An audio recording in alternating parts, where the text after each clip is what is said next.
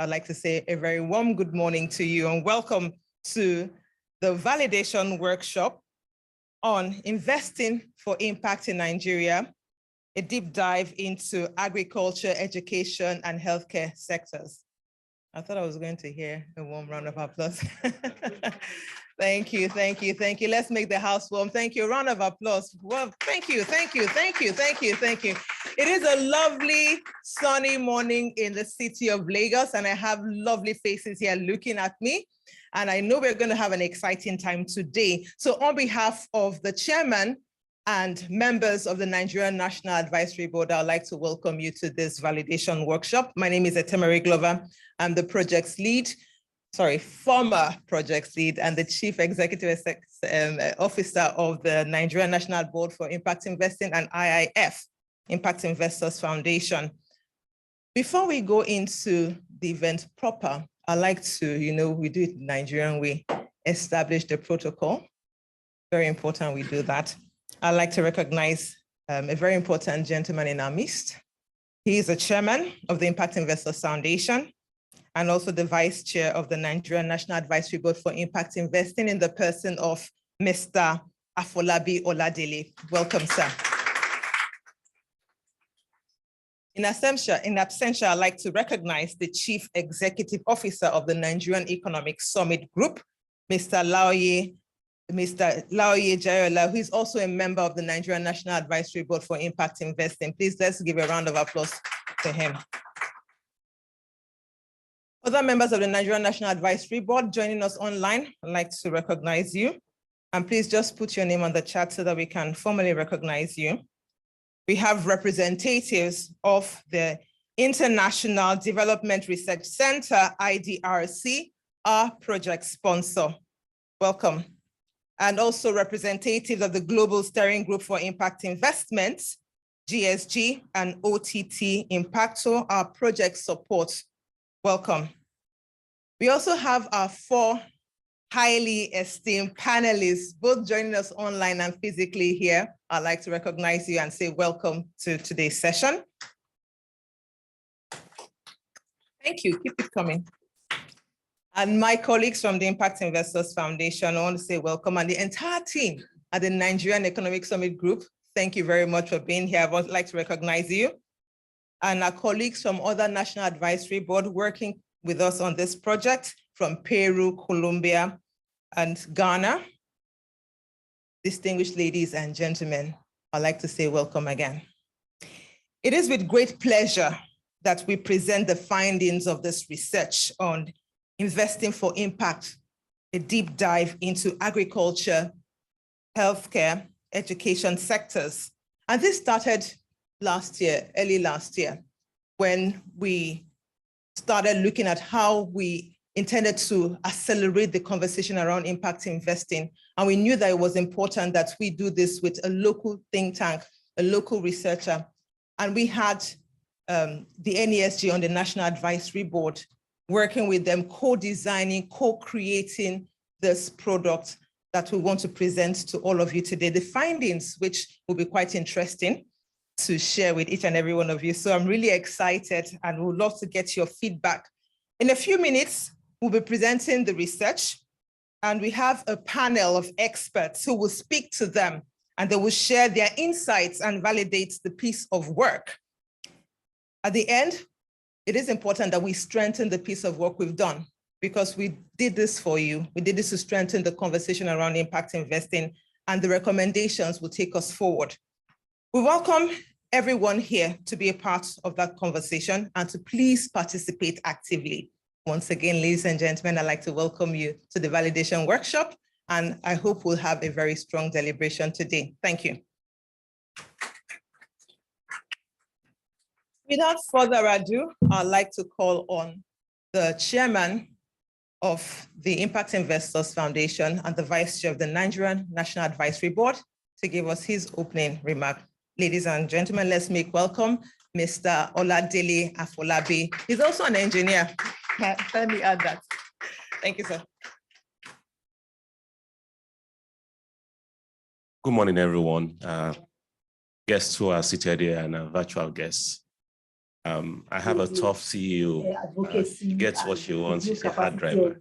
Small CSOs to write grants and win grants on their own. Do you know how difficult that is, even for big organizations to win grants? You know.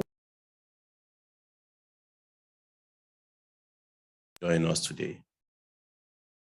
The Nigerian National Advisory Board for Impact Investing in 2022 identified agriculture, education, and health as priority sectors for impact, with gender and sustainability as a cross-cutting guiding principles.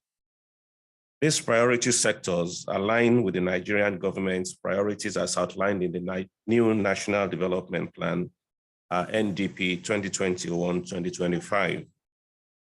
Given the nascent stage of the country's impact investing market investments, the NABII recognizes the need to present evidence-based case studies of investments and investment instruments that demonstrate both impact and financial viability in these priority sectors to attract potential investors and to support and get the support of policymakers. The 2019 IF report stated that over 80% of impact investment capital was deployed from development finance institutions, with non-DFIs accounting for the balance, demonstrating the need to attract more local private capital into impact investing market in Nigeria.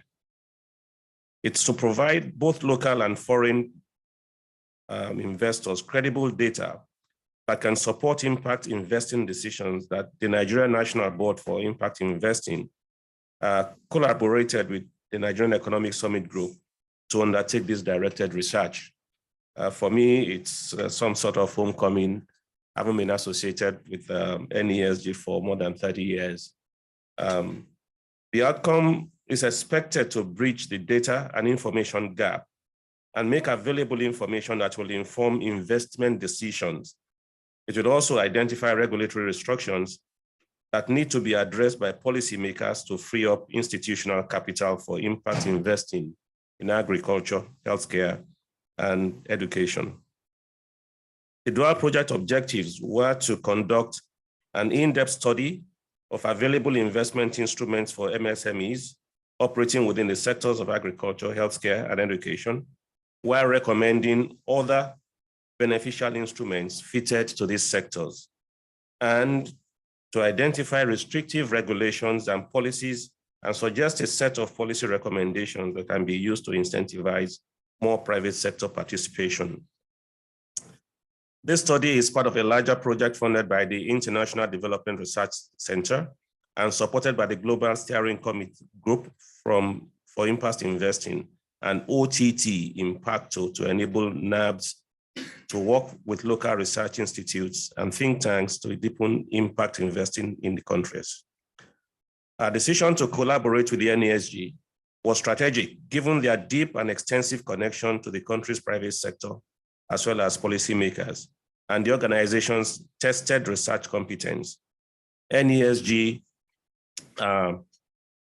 represents a valuable bridge to accessing the nation's private and public sector stakeholders, policymakers at national and sub-national levels, regulators and investors to create more awareness on impact investing. Our expectation is that the deliverables will provide the much needed database for decision-making and that NESG will support NABII in implementation of these recommendations. Today's validation workshop brings together experts in healthcare, education, and agri sectors, including experts in gender to benefit from your insights in a way that will improve the final output of this study. I thank you for your attention and do have a good morning. Thank you.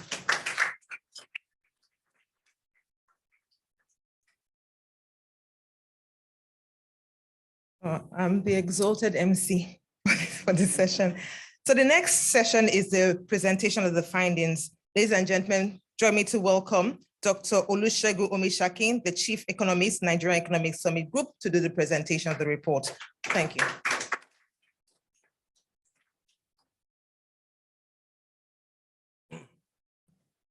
Good morning, everyone. I think it's also very important for us to know that this is a very interesting study. The whole team from both organizations they've done a wonderful job. And I also hope that we'll take it from here. In other words, whatever we have done, whatever we are sharing with you today will be like the foundation upon which every other deeper conversation and project will be based. Again, this is not like a usual project, just like the chairman and every other speaker, have expressed here today that investment globally has always been very interesting, but we've always been seeing some negative side of pure profit-oriented investment. And the world over, especially those countries are making sure that they are considering the environmental or social impacts of investment, or generally the environment, are thinking beyond just profit-driven investment. So that's the idea of this part. So of recent, it's been referenced also that the Nigerian government has been trying, especially when it comes to strengthening our social economic indicators. We've been doing very badly there. So the poverty index is so terrible. Unemployment rate is so high. Environment is depleted, and so many other issues that are not being covered mainly in mainstream economics. And so this project, the idea behind this project, provides both the opportunity for us to think twice and to look at things from different perspectives. I'm going to be presenting the report with my colleague, Shakiru, who is online now. But I'm going to share with you the objectives that we have set and how we've gone about achieving those objectives, and how we expect that the collaboration today, the discussion today, will further strengthen the conversation. We are actually interested in making sure that whatever we do is also in alignment with national development goal. If you look at the current MTNDP and our long-term development plan, Nigeria 2050, you will discover that there is indeed huge emphasis on some of these priority sectors. Agriculture is one of our major drivers of growth in Nigeria. Health, education, these are major critical issues that are begging for our attention. So we believe that this report will not only provide information, data, statistics, analysis, but also will strengthen conversation along the national development goal. And so the aim of this project is purely to ask ourselves a very simple question. What is the state of impact investing in Nigeria? What is the market saying? Who are the actors in both the demand and the supply side? What is the regulatory and policy environment? And how do we pull things together in such a way that they don't just make sense, but they also provide information as to where do we go from now? And so the report also looks critically, not only on these areas that I've highlighted, it also considers some gender perspectives into impact investing. We also consider some aspects of identifying regulations or policies that are not making this environment to be conducive enough. And so concentrating on agriculture, education, and health is obvious. The reason is very obvious because we know that beyond the fact that impact investors are much more interested, well, in the profit side, but also in the social impact angle. One of the key areas through which the Nigerian economy can benefit from impact investment is to look through the social sectors. These are the underexplored areas of investment. For instance, the small scale industries, businesses, and these are the underserved areas where most of the times we don't talk about investment. Whenever we talk about foreign direct investment, and then we talk about huge businesses and huge areas, oil and gas and this. But these are areas that we think very, very important. And so what we're going to share together today depicts basic findings, and we'll also explore everyone. Want to make sure that every one of us contributes into digging deep into this report. You have them already with you, so you can be looking at it and be querying some issues and be adding your stories from different sectors, so that eventually we can have a more balanced report that will be impactful. So I wouldn't want to take much of our time, because I know we've talked about the collaboration, we've talked about the expectations. So I will expect my colleague, Shakri, who is joining us online now, to quickly present to us the key findings from this report, so that we can set in place the conversation that will follow immediately. Thank you.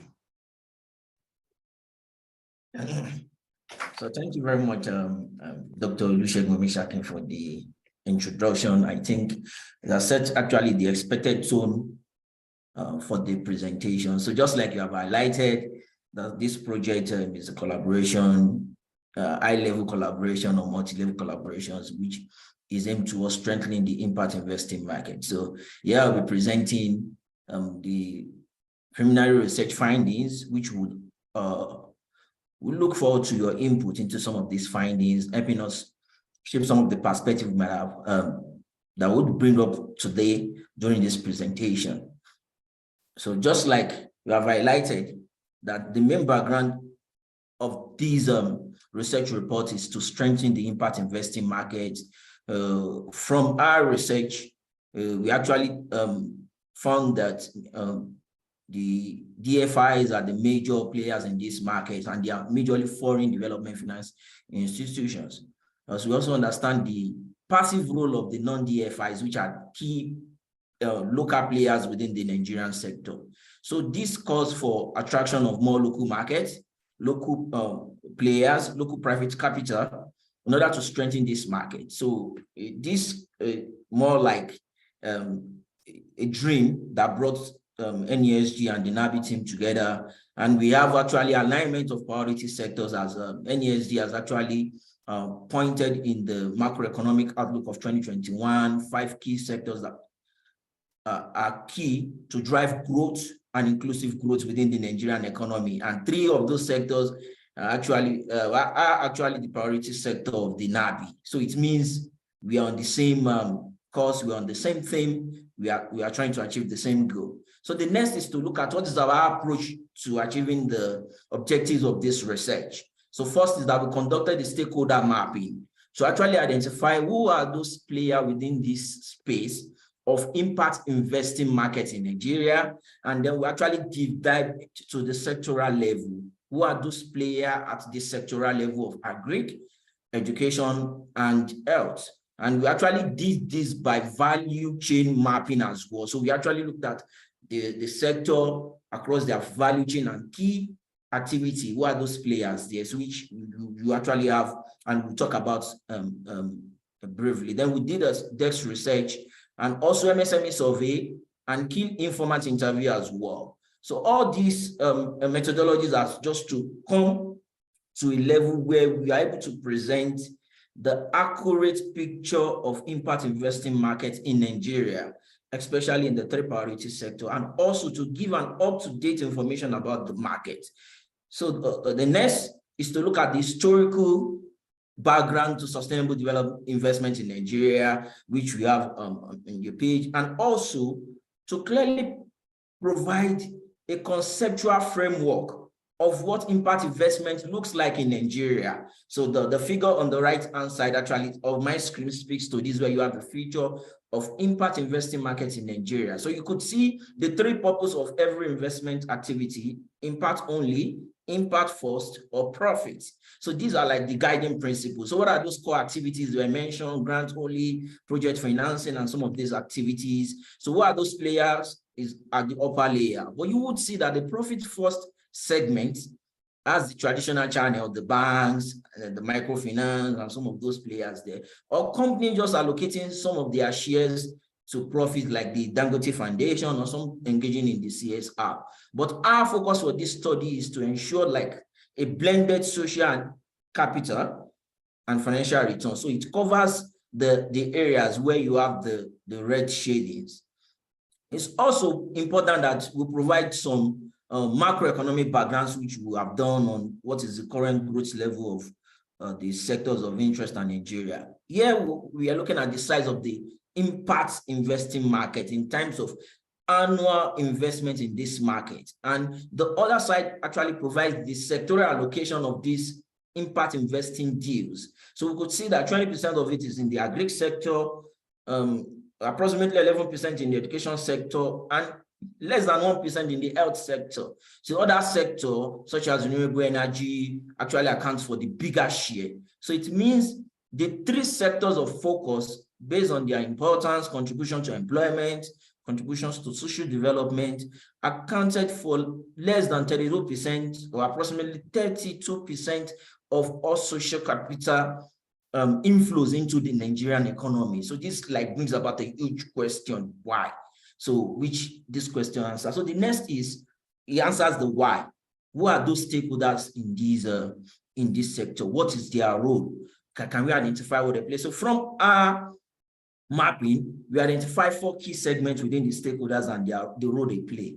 First is to look at the policy environment. Are the policy enabling? Are they not enabling? The second is to look at the intermediation role, which are played across board with the banks, the accelerators, the fund managers. What are their roles? So we also look at the demand side, which is to look at the characteristics of MSMEs or enterprise in Nigeria that would attract this fund. Then we also to assess if they are ready to attract the impact funds. Then we look at the supply side.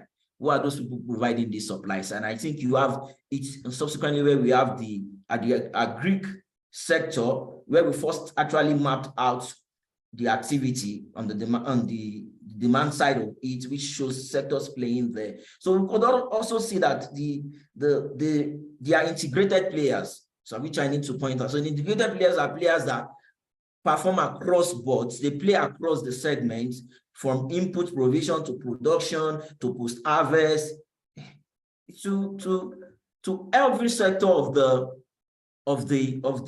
activity chain. They are there. So you have them. Why we have those that are segment players. So the next is to look at the financing, because it is important. Agri sector is so unique that you have the activity segment aside, and the financing is always the background. So we also assess the financing side. We could see players in this sector, majorly DFIs, you see public institutions as well, and some of our banks and microfinance playing in this space. However, one of the observations in this mapping is that in Nigeria, we have little players in the post-harvest segment, so which is key.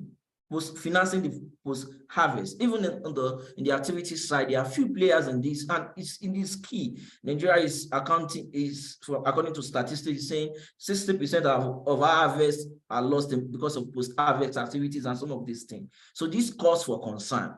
This calls for, while the sector might not be attracting the needed investment, or it's performing below its expectation. Then we look at the education sector mapping as well, based on activity and financing. So we have the primary education level, the tertiary, those that provide professional. We actually map them and the activity. And there is also what we call resourcing in education sector, where that provides resources that assist in education and in learning and teaching and learning. So these are provided as well. So we also then move to the health sector that has 5 major activity, from the training to the drugs production to equipment production. And if we could see, for example, in the equipment production, like purchasing at present, from our desk research, we are unable to find no Nigerian company is actually producing those specialized equipment.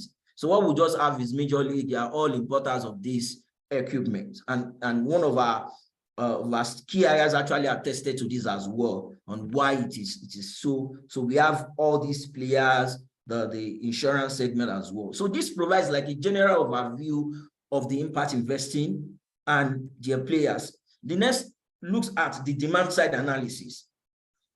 How is it? So we actually adopted the Nigerian MSME policy in defining the enterprises we have in Nigeria. But however, in order to bring out the importance of this priority sector, we observe that 36% of enterprises in Nigeria are players within the agricultural sector, so which is huge. So it means empowering agri sector, education and health is unlocking job for the teeming youths in Nigeria, unlocking opportunities to address poverty. So we could see it from this slide, and what's the distribution of enterprises in Nigeria and their importance across this. So then what are their challenges? So we have the general challenges and we have the sector specific challenges. So these we also have, and I know we'll have gone through, we have some issues around fund, huge capital, infrastructure, finance, and some of these things which will have been addressed by impact investing. And so then we move to the finance gap, which is one of the focus of this research, to identify the financing gap in this sector. So from this chart, we could see that financing gap of agricultural enterprise across, depending on size, MSMEs, it's estimated to be $182 billion. This is huge. And so it's only few of these that is accounted for $8 billion, and we will see the share. Majority of it is from self-financing. Those that are related to impact capital are what we have there, the public schemes, the value chain finance programs by GIZ, Babagana, all these projects, DFIs also doing this, and NGOs, donor partners, community schemes also provides this. And so this calls to question of what are banks doing? What are the fund providers doing? Commercial banks only and the microfinance banks, or they say the banking sector as well could only provide 10% of this funding. So, this question is, so what we need to provide an enabling environment. What are those factors that are driving this? Then for our education sector, it was also estimated around 572 billion, equivalent to $1.9 billion. So this is also huge for the country. Then the health sector also has its own financing gap, estimated around $2 billion. So this comes to question of, these are sectors that should have been able to attract the needed impact capital. However, we have achieved little around this. Then the question is, are enterprises in Nigeria, based on our MSME survey, are they aware of impact investing products, or what is the level of access to it? So we could see that angel investment is around 20%, philanthropic, which is huge, is around 10%, equity investment is around 5%, the cooperative, the government grants are huge, around some of these and others. So we could see that government is playing a huge role, but government alone can't fund all impact related activities. We need more equity investment, we need more private local capital to come to this end. So the next is to look at the supply side. Yes, speaks to where is the money coming from. The money we have estimated at the beginning, to where is it coming from? So these are like schematic representation of MSME financing landscape in Nigeria, the public space and the private space as well. So we could see the players within this sector. However, just like I've mentioned, the government provides more, the CBN, the NABII, the DBN, all these are major players in this space, and they are the non-DFIs or specialized institutions that we have, like Lagos State Employment Trust Fund, providing new capital, and then we have other players submerged within the segment. So just like we have stated earlier on, these are the total impact investing community in Nigeria, but by the distribution of the players. We could see the DFIs dominating from 2015 to 2021. So this calls to question. Foreigners seems to more appreciate the role impact capital plays in socioeconomic development and the local players in Nigeria. So then we have the sectoral distribution, just like we have mentioned. As of 2021, just 7% of this fund it was actually allocated to agri sector. So when you compare it to 2015, so we did this comparison to see what's really going on. So in 2015 is 18%, and 2021 is 7%. So then the education sector was 6% in 2015, then it's 0%, like 0.7% in 2021. The health sector is 8%, but 14% at this moment due to increase in products around micro health insurance and some other things, and healthcare startups in Nigeria, manufacturing as well. So this calls to question on what is the role of the shrinking role on fund allocation to this sector. Which is that at 2015, the sector accounts for 32% of impact investing fund. Then in 2021, it could only account for around 21% of the fund instead of in the other way around I would expect. So then the breakdown of instruments, the fund that comes by their instruments. So we could see that it is majorly debt, coming in form of debt financing to some of these sectors. We know it comes at lower interest rate, extended tenure for the capital, but it is majorly debt. Then we have equity also accounting for just little of the fund. Then we have hybrid funds and others. So this calls to question around what is really going on. Do we have regulations that are shrinking this environment? You know, equity fundings are better so to support enterprise development than debt. So then the next is to look at the gender perspective. Gender perspective is very important. In the report, we have detailed analysis of how cases of existing impact funds or products actually address the issue of gender. So we could see in Nigeria, majority of enterprise owners they are male. It's the adjustment in terms of even the managerial levels, which we actually did in our survey to ask questions around who is, if the ownership, we compare between ownership and the management. So we'll see that it's also male dominated in the sector. So we also looked at the awareness of impact fund. We could see that 69% in total of players in the sector said, oh, okay, we are aware, and majority of people that are aware across the two sectors are in the agri space. We could say the reason for this, there are a lot of agri focus impact programs and financing hugely in Nigeria. So which are, then we look at the policy environment as well. We are not shying away of this environment. We understand the best innovation can be killed by the worst laws or regulation or policy. So we understand this space. So we understand in Nigeria, there is largely no regulatory framework for impact investing, and even in times of incentives, in times of other framework that would enhance this. So, however, we have general laws. Nigeria generally have general laws that sometimes impact investors actually are skeptical around. Are we covered within this law? Aren't we covered within this provision? So, however, we have supportive space for impact investment products, which first we would need to tell the community. Some are passive, but some are largely also active, especially the incubators and the innovation hubs. We have them around, while we have the intermediaries as well. Intermediaries playing huge role, like CC Hub, like Faith Foundation. So these are some of like Tony Numeri Foundation having acceleration programs as well as part of financing that they give. So we have the suppliers of this one are in what individuals like Dangote, like Tony and Numeri, development finance institutions like DBN, foundation, philanthropical groups, fund managers. Fund managers are very, very few. And one of the purpose of this study is also to look at how we can actually unlock the pension fund, so which we'll come to later. So we could see and how this actually links to impact outcome around SDG. It's very important. Once you assist these three core sectors, you empower them, you have more. Then the making pension fund work. So this is like we speaking to the regulators to unlock any regulations within this space. Some of these idle funds that we have here to impact investing. So in Nigeria, pension industry, we understand the evolution from the closed contributory pension to now the voluntary contributory pension, which has led to huge growth in the market.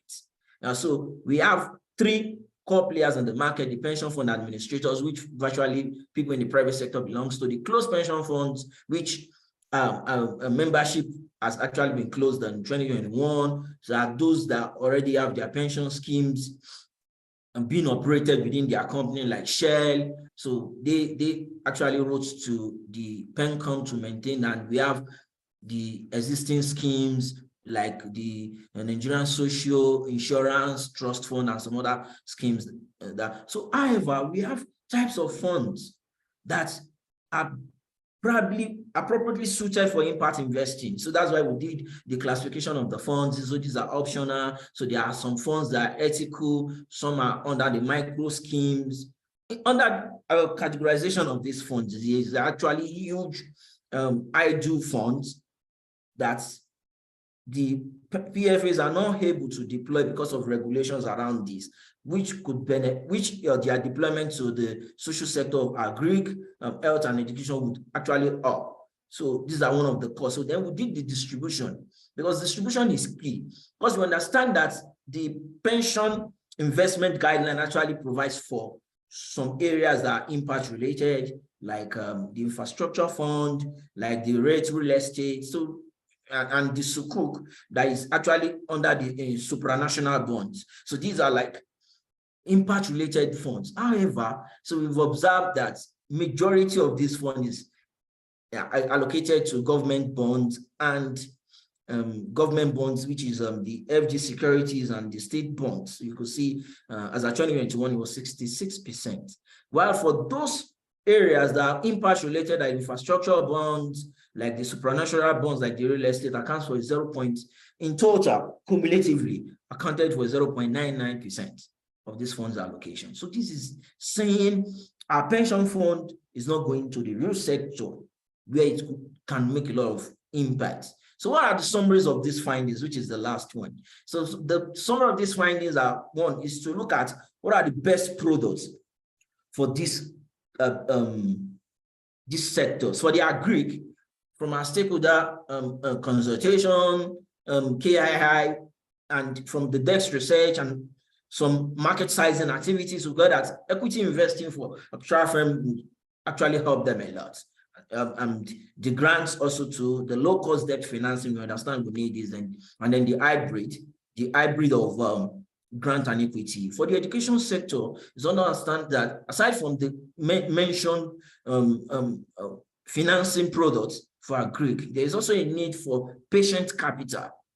Patient capital are funding that are long-term.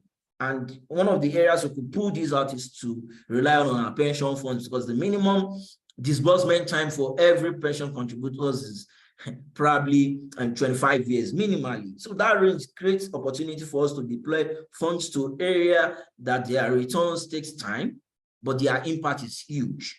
So and the edge sectors as well, we need huge and low-cost debt financing. However, like we have rightly mentioned, there are players in this sector, they have their own strategy. We actually distilled our findings to what has worked. What are the strengths of the existing players in this market? What has worked?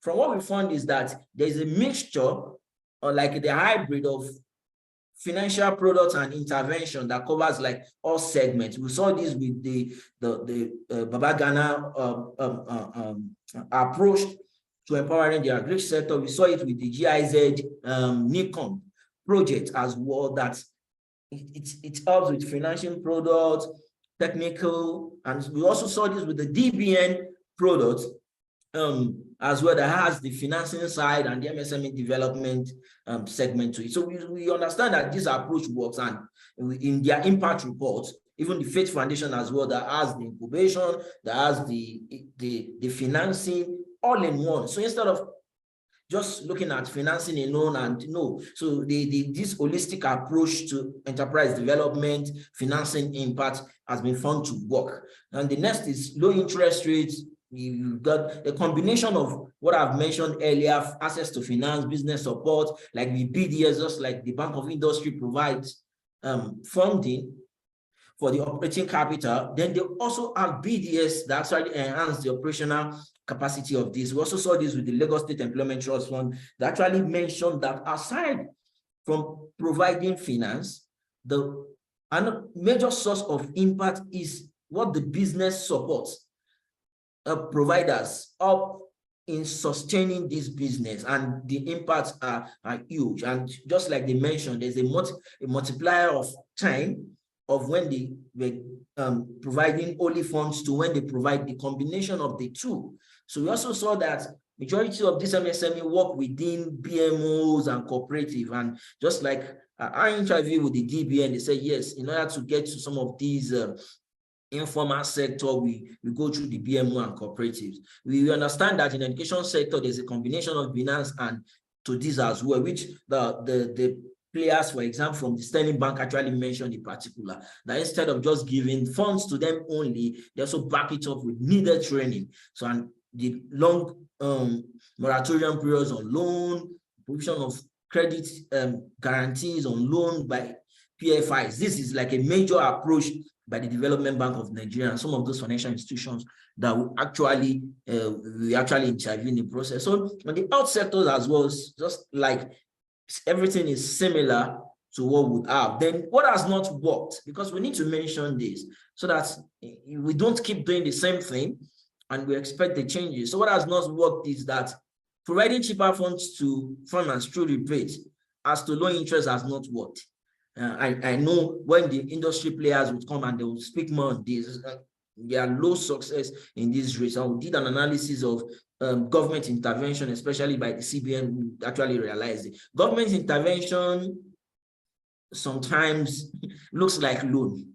Sometimes it sometimes shifts more to the bank. So this has not worked in terms of the agri sector. So we are also, for the agri sector, because it's similar, and the education and health sector, sorry, similar. So the reach of some of these programs are limited. By the time we looked at, we're counting 1 and 2. So also there's limited exit opportunities for venture capital and private equity investors. So a lot of them mentioned this as a core, like, so when we invest in the education sector, so there's no clarity around strategy of how we're going to exist. And we know, so that's why we have major players in the education and health sector to be majorly sole proprietors. You own your business only, or sometimes in few places you have weak partnership. In this case, sometimes the requirement is usually huge, collateral needed for huge loans that are needed in these two sectors. So lack of awareness about products and programs. We also understood that a lot of players in this sector are not aware. A lot of providers of the funds are also not aware of what is really going on in these sectors. So in terms of those people that demand, in terms of those that supply, there's like a mismatch of knowledge. So what's our high-level findings in totality to bring it home? So categorize them under 4.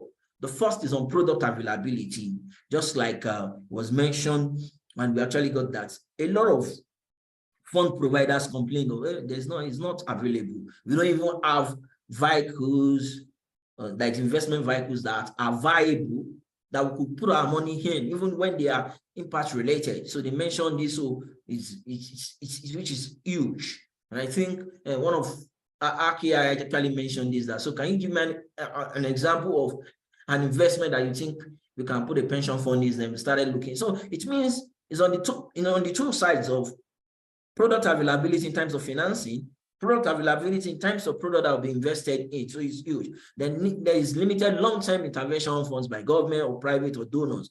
The intervention funds are usually limited for a short period of time. Scarcity, just like I mentioned, of investable social enterprise or programs. So you actually mentioned this, like these are not available, or they are scarce in terms of the impact will have. Then the capacity building, just like I've mentioned, capacity on the size of the MSME, capacity on the size of the product designers, the funders are also. Then the regulations, weak regulation and incentive for investment products and funds. There is a need for us to integrate CSR component into investment or asset development. I know the fund managers, some of them are against some of them, but it's a high-level finding. Absence of a national impact investing framework, just like we have in South Africa, we have in the United Kingdom, we have a very similar one in Mexico and Brazil. We don't have that in Nigeria. And so for somebody bringing huge patient capital is not sure what the future looks like for his funds, irrespective of even if it is impact for them. This is lack of awareness. lack of awareness of the product, lack of awareness of the importance of that product in driving socio-economic growth. I think this is where we draw the curtain. Thank you for your attention. Thank you very much.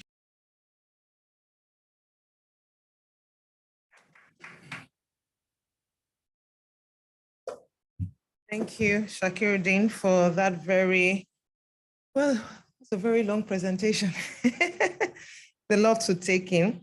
So I will dive into the panel discussion, and I'd like to invite the following panelists to come on stage. So please bear with me while I draw up my paper. Just to mention that we also have panelists joining us online. I would like us to also project the panelists who will be speaking online. So I'll call the ones that are present here to please come on stage. And I'd like also to the media to get ready to show our speakers who will be participating online. So we have here, ladies first, Oluwafunto Olashemo. She is the Vice President, Financial Markets, Affex Commodities Exchange. Please, ladies and gentlemen, let's welcome her. The exchange, please. Thank you. Also, we have Mr. Osayi Aizedonwe. Did I get that correctly, please? He's the founder of TSAS. Ladies and gentlemen, let's welcome Mr. Osayi to the stage.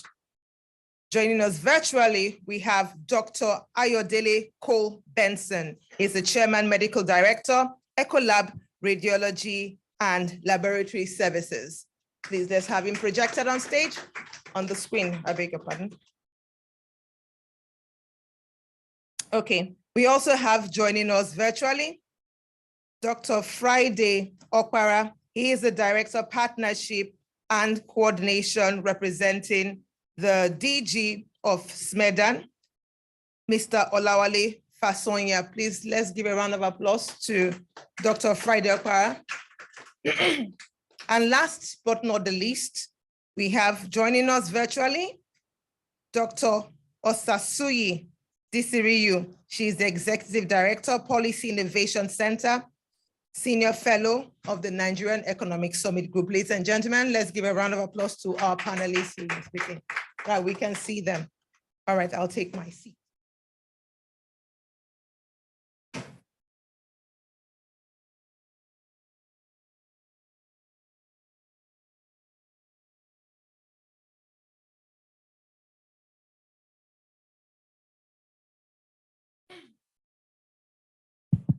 Thank you. So this panel session will last for about 60 minutes discussion. We'll start with the opening and we'll have a 20 minutes question and answer. I would like participants here in the room to raise their hands. We'll give you an opportunity to speak for 1 minute, and our participants joining us online, please put your comments in the chat and we will read your comments. So we will go first to introduce the speakers. I'd like them to introduce themselves for 1 minute, their organizations themselves, and I would give opportunity to you to reflect on the very interesting findings. So I'd like to start with the lady online, Dr. Osasuyi Disiriyu. Please introduce yourself and your company. Thank you. Thank you. Good morning. It's great to be here. My name is Osasuyi Dirisu. I'm the Executive Director of the Policy Innovation Center, and we're focused on delivering better policies and solutions for social impact using social, gender transformative and behavioral approaches to do so. Well, I mean, we've heard it all. It was a very intense presentation, but just in a few seconds, a few things that stood out for me being a gender person, was first of all, just reflecting on, when we looked at the disaggregation of the distribution of MSME products and seeing that women had less access to information and also less participation in, I wish we had a lot more disaggregated data, a lot more gender disaggregated data looking at the demand and supply side. But just to quickly reflect that women are still grossly underrepresented in access to capital, access to impact investing, and access to critical funding they need to scale their business, given the fact that women are able to scale opportunities to achieve SDG even faster because they are the center of the agriculture, education, and health value chain. So those would be my opening thoughts. Thank you very much, Dr. Dirisu. I beg your pardon. Thank you very much for your thoughts. So let's go here physically. Oluwafunto Olashemo, please introduce yourself and let's hear your thoughts on the findings. Thank you. Yeah, good morning, everyone. My name is Oluwafunto Olashemo. I work at FX Commodities Exchange. I head the financial market of the exchange, and our goal at the exchange is to support an efficient market system for commodities in Africa. We actually operate a holding, a old co-structure, but what we found out is that within the commodity, and more specifically the agri value chain, if you try to play on one end of the value chain, you actually lose momentum on the other ends of the value chain. So our operations are such that we play across the entire value chain, from production to aggregation to processing and the last mile distribution. And we do that by providing solutions that addresses the key concerns in each of these value chain, whether it's on the production, infrastructure, challenges, on the aggregation, access to working capital, on the financing, access to both short-term and long-term working capital. And we also interact with intermediaries and largely capital market operators, fund managers, PFAs, brokers, to create products that then help unlock financing by way of investment into the ecosystem. Looking at the presentation, I think I was just sitting there, I was like, is there really a need for a panel session? Because it was so detailed. For me, one of the things that stood out the most, and I'm going to make a real life example by making reference to what happened in the capital market in 2008, between 2008 and 2012. One of the key highlights of the presentation was that about 80% of what is the funding of the impact investment is still from foreign entity. And there is that huge gap, and there's low participation from the local side. Truth of the matter is we need to own our problem, and we need to provide solutions to our problem. And until we do that, things will not move forward, and we're not going the direction that we want it to.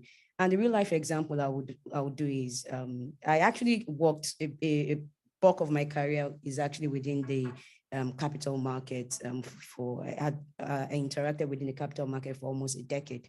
So if you're very familiar, I can see older faces that understand shares, Nigerian Stock Exchange, and the rest of them. So if you would look between 2010, actually there was the global financial bubble of 2008 to 2012. Then there was actually another one that also happened within the country between 2012 and 2014, where you then had capital flights due to lack of confidence of foreign investors within our capital market. What that happened, it then created a shock in the capital market, where the prices of stock dropped drastically. Because if you look at the composition of investors on the equity side within that time frame, it was more foreign investors in investing, and then the local fund managers playing safe. So the foreign investor had almost 60 to 80% of the market. So imagine them just going and dumping. They really have no stake in the country. Right, it's when it's good they come, they eat. When it's bad, they go on the flight. And that time frame where the market dropped drastically was a reawakening for PFAs and institutional investors to then begin to rethink their investment strategy and begin to take active positions within the local capital market. And what we've seen post 2016 till date is that the local financial institutions are now taking active position. So whether the foreign investment, which now is less than about 40% of the size of the market, the impact, even when they leave, is not really felt by the market. Again, I had to give that real life scenario because the presenter already did a lot of analysis. If we take that example and then juxtapose it to where we are in the impact financial space, we are sitting on a time bomb that if we don't come together as stakeholders and create a solution that works for our environment, it's just a function of time. They will see it as they're doing us good. And once the environment doesn't suit the good they think they are doing, they will go on the flight and will be left with a problem to face. Thank you. Thank you very much. Very helpful conversation. And I think I'll go online now to the next speaker. I'd like to call on Dr. Friday Okpara, the Director of Partnership and Coordination. Can you please give us insights to the conversation, but first introduce yourself. Please, can we project him? Yeah, thank you very much. I hope you can hear me. Loud and clear. Yeah, good morning all. My name is Dr. Friday Okpara. They said I'm the Director for Partnership and Coordination in Sweden. And I've been asked to stand in for the Director General in the person of Dr. Lawole Fasoya, who is presently out of the country on official assignment. But I don't see myself more as a director. I see myself more as an entrepreneurship educator and a small business development specialist. SMEDAN, as an agency of government, was established in 2003, principally for a simple mandate for development and promotion of nano, micro, small, and medium enterprises. And that is what we have been doing since 2003. And basically, MSMEs over time since then, in terms of finance, in terms of marketplace, in terms of access to workspace, and so on and so forth. That's basically what we have been doing. And we are equally committee on the Impact Investment Fund, and the director, the DG, have been the chairperson, sub-chairperson or chairman of the partnership area of the committee. So far, so good. The presentation was fine, but if you look at it basically, the survey we had with the National 21, that women, the gender issues, are players in the micro crisis.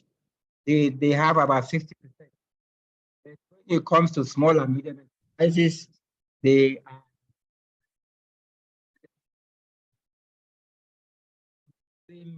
We are losing women from nano and micro to small and medium enterprises. And that is what the agency have been doing. They only have some gender for the membership organizations that are basically women dominated, like AWEB, like NABII, the Nigerian Association for Women Entrepreneurs, like new faces, new voices. That is what we have been doing over the years to ensure are equally mainstreamed into the formal sector. So far, so good. Thank you very much. Thank you very much, Dr. Okpara. We did lose some very important points you gave, but we get the sense of your contribution. Thank you very much. I'd like to call on Mr. Osai Nzendomen to first introduce yourself and also give us your thoughts on the presentation. Thank you. Thank you, Etamora. So my name is Osai Nzendomen. I'm the CEO and founder of TSES. TSES is an education technology company that's present in Nigeria and several other African countries, and we deliver tutor-led educational content in indigenous languages and national languages like English. We focus on reception all the way through secondary school, and we deliver both academic support programs and vocational and life skills, leadership, coding, and the likes, just making sure that we're preparing children for a life that is wholesome and that makes them economically viable.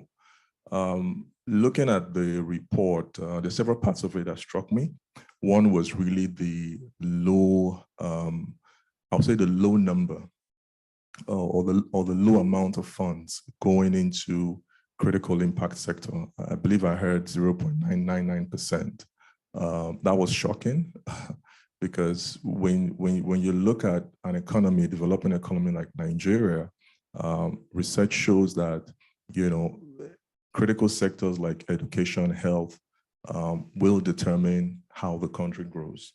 There's been numerous research that indicates that, for example, a girl child that gets primary school level education is 50% more likely to immunize her child. A girl child that goes through junior secondary school is 80% more likely to seek prenatal and postnatal help. And that, of course, will reduce infant mortality. So the ramifications for, investing in education is significant in proportions that, really makes it so important to get the right attention. And also, one of the other things that struck me from the report was the death of investable vehicles. I think that's one area that we need to talk about. Why do we have such a low number of investable vehicles? I've heard that from, VCs, family offices from outside the country. And one of the critical areas I see a deficit is really corporate governance. A lot of VCs and private equity companies have a mandate to invest a portion of their funds in what is called responsible investing. So companies that meet ESG goals. And the foundational part of that ESG target is corporate governance. And a lot of the companies that play in the MSc space in education and even in health, oftentimes are single entrepreneurs who may not have a very good understanding of the expectations around corporate governance. So that's something that I would like us to delve into and get some insights to help make the report a bit more robust. Thank you. Thank you very much, Osai, for that. Corporate governance is very important. And last but not least, I'd like to call on Dr. Ayodele Cole-Benson, Chairman, Medical Director, Ecolab, to give us his reflections. But please introduce yourself first. Thank you. He's joining us online. Please, can we project him? Thank you. I hope I'm audible. Good morning, everyone. Good morning. My name is Dr. Ayodele Cole-Benson. Yeah, thank you for having me. It's been an insightful conversation. The presentation captures exactly our experience in the health sector. I have been in the private health sector for close to 3 decades. In fact, by next year, it will be 30 years, in private healthcare in Nigeria. And the story has been told by the presentation, the very low funding that comes into healthcare in Nigeria, which we also saw how it played out during the COVID pandemic. And people were, both government and individuals were then scrambling everywhere to provide access to healthcare during the period. When you talk about impact investment in health in Nigeria, it's almost non-existent. It's not a phenomenon that is very, that people are very aware of in healthcare. Most of the investment that even comes in from the foreign investors and local investors, they come in as for profit purposes, purely for profit purposes, and you don't have that sort of impact attached to it. So it's good that we're creating this awareness, even though some work is going on presently among a few states. Lagos State leading the way has did something around impact investment a couple of years back, maybe about 4 years or thereabout now, working with the Pharmacist Foundation. They were able to establish a fund that private healthcare operators can access to offer primary healthcare services in localities that, to service the underserved population. And then the operator will also then get some lives assigned to him or her through the mandatory healthcare insurance scheme. And from that, scheme, be able to pay back on the loan from Pharmacist Foundation. So that's the model that Kwara State then is also adopting. I think Delta State is also adopting, and one or two other states, borrowing a leaf from Lagos State. But outside of that, and a few other foundations like MasterCard Foundation trying to do something in the area of impact investment, we hardly have, impact investment in the private sector, healthcare sector in Nigeria. The World Bank and the likes, Global Health, they often will invest, in the state government-led interventions, and usually those are vertical interventions in one area of disease or another. But when it comes to the private health sector, we have suffered, that problem of lack of access to finance. And when you check the statistics, you discover that the private healthcare sector in Nigeria offer close to 60, somewhere with, you hear 70% of the healthcare services to the nation. And yet, we are left on our own to struggle to get access to finance, especially at the lower levels. We have a few players that have international affiliations, okay? And they get access to finance for the bigger players, like I said, but for the smaller players, we are not that fortunate in that regard. I keep saying we, because I also represent a wider body. I'm a member of the Board of Trustees of the Healthcare Federation of Nigeria, actually a founding member of that organization. And it's, in line with these sort of situations that body was founded to be able to raise a voice for private healthcare operators in Nigeria. And this is one of the points, Doctor.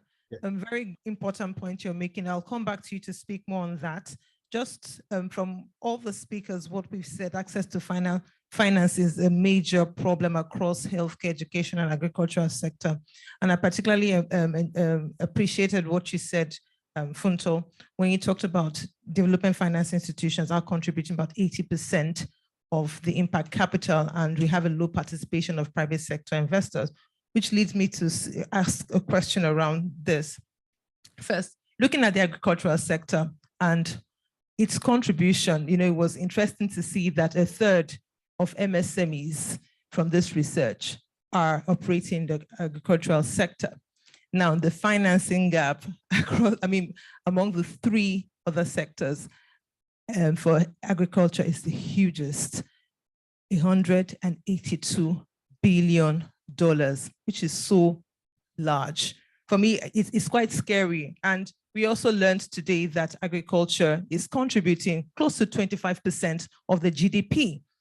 So if we're able to address the access to finance challenge in the agricultural sector, you can imagine how much job creation we can unlock and potentials in that space. So the question is, what are some of the barriers and impediments to accessing finance and attracting investment to the agricultural sector, particularly from the private sector, where we have a low participation of private sector investors? Thank you very much.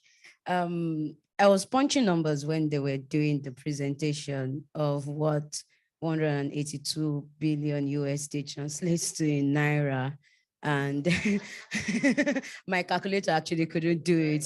So I had to go online to use an online calculator. And depending on the exchange rates you choose, so not to scare us too much, I use the official exchange rates.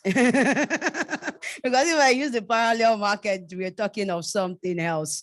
Using the official exchange rate, it comes to about 92 trillion Naira.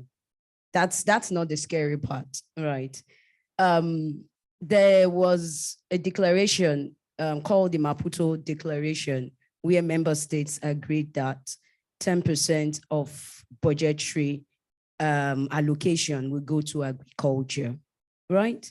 But consistently, less than 1% of the member states have been able to implement that agreement. Before coming on stage, I quickly checked what our 2023 budget was. and that is about 21.83 trillion naira. And then I checked what percentage is agriculture. Agriculture is about 136 billion naira. That's not the scary part. So if we said government is going to be the one financing agriculture, considering that we have a 92 trillion gap, it would take government over 600 years. That is the scary part.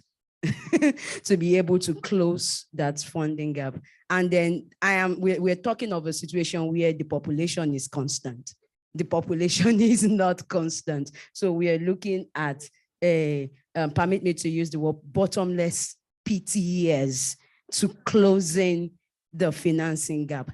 That is the scary part. And then the question is, I don't think there is anybody that is living as long as Methuselah here again. So even with the present situation and environment condition, most people, when they get to their 80s and 90s, they're like, okay, you know what? I think I've done my part in this part of the world. So it's a question of, will this thing ever happen in our generation, right? So then it then draws a conclusion to say that the government alone cannot do this. Now, let's now begin to look at the other sector, right? That could provide funding. The pension fund. I'm happy that there was a lot of conversation around the pension fund. Pension fund, as at the last time I checked, is about 15 trillion naira, right? I'm not a banker, so I don't even know the cash the banks are sitting on. But if you take the government out of the equation, the next biggest spender or the next biggest funds at the bank, then you talk of the pension funds, and then you talk of PFAs and the fund managers, and you talk of HNIs and the rest of them. Imagine if across this value, all these participants, we can aggregate an average of 10 trillion naira annually.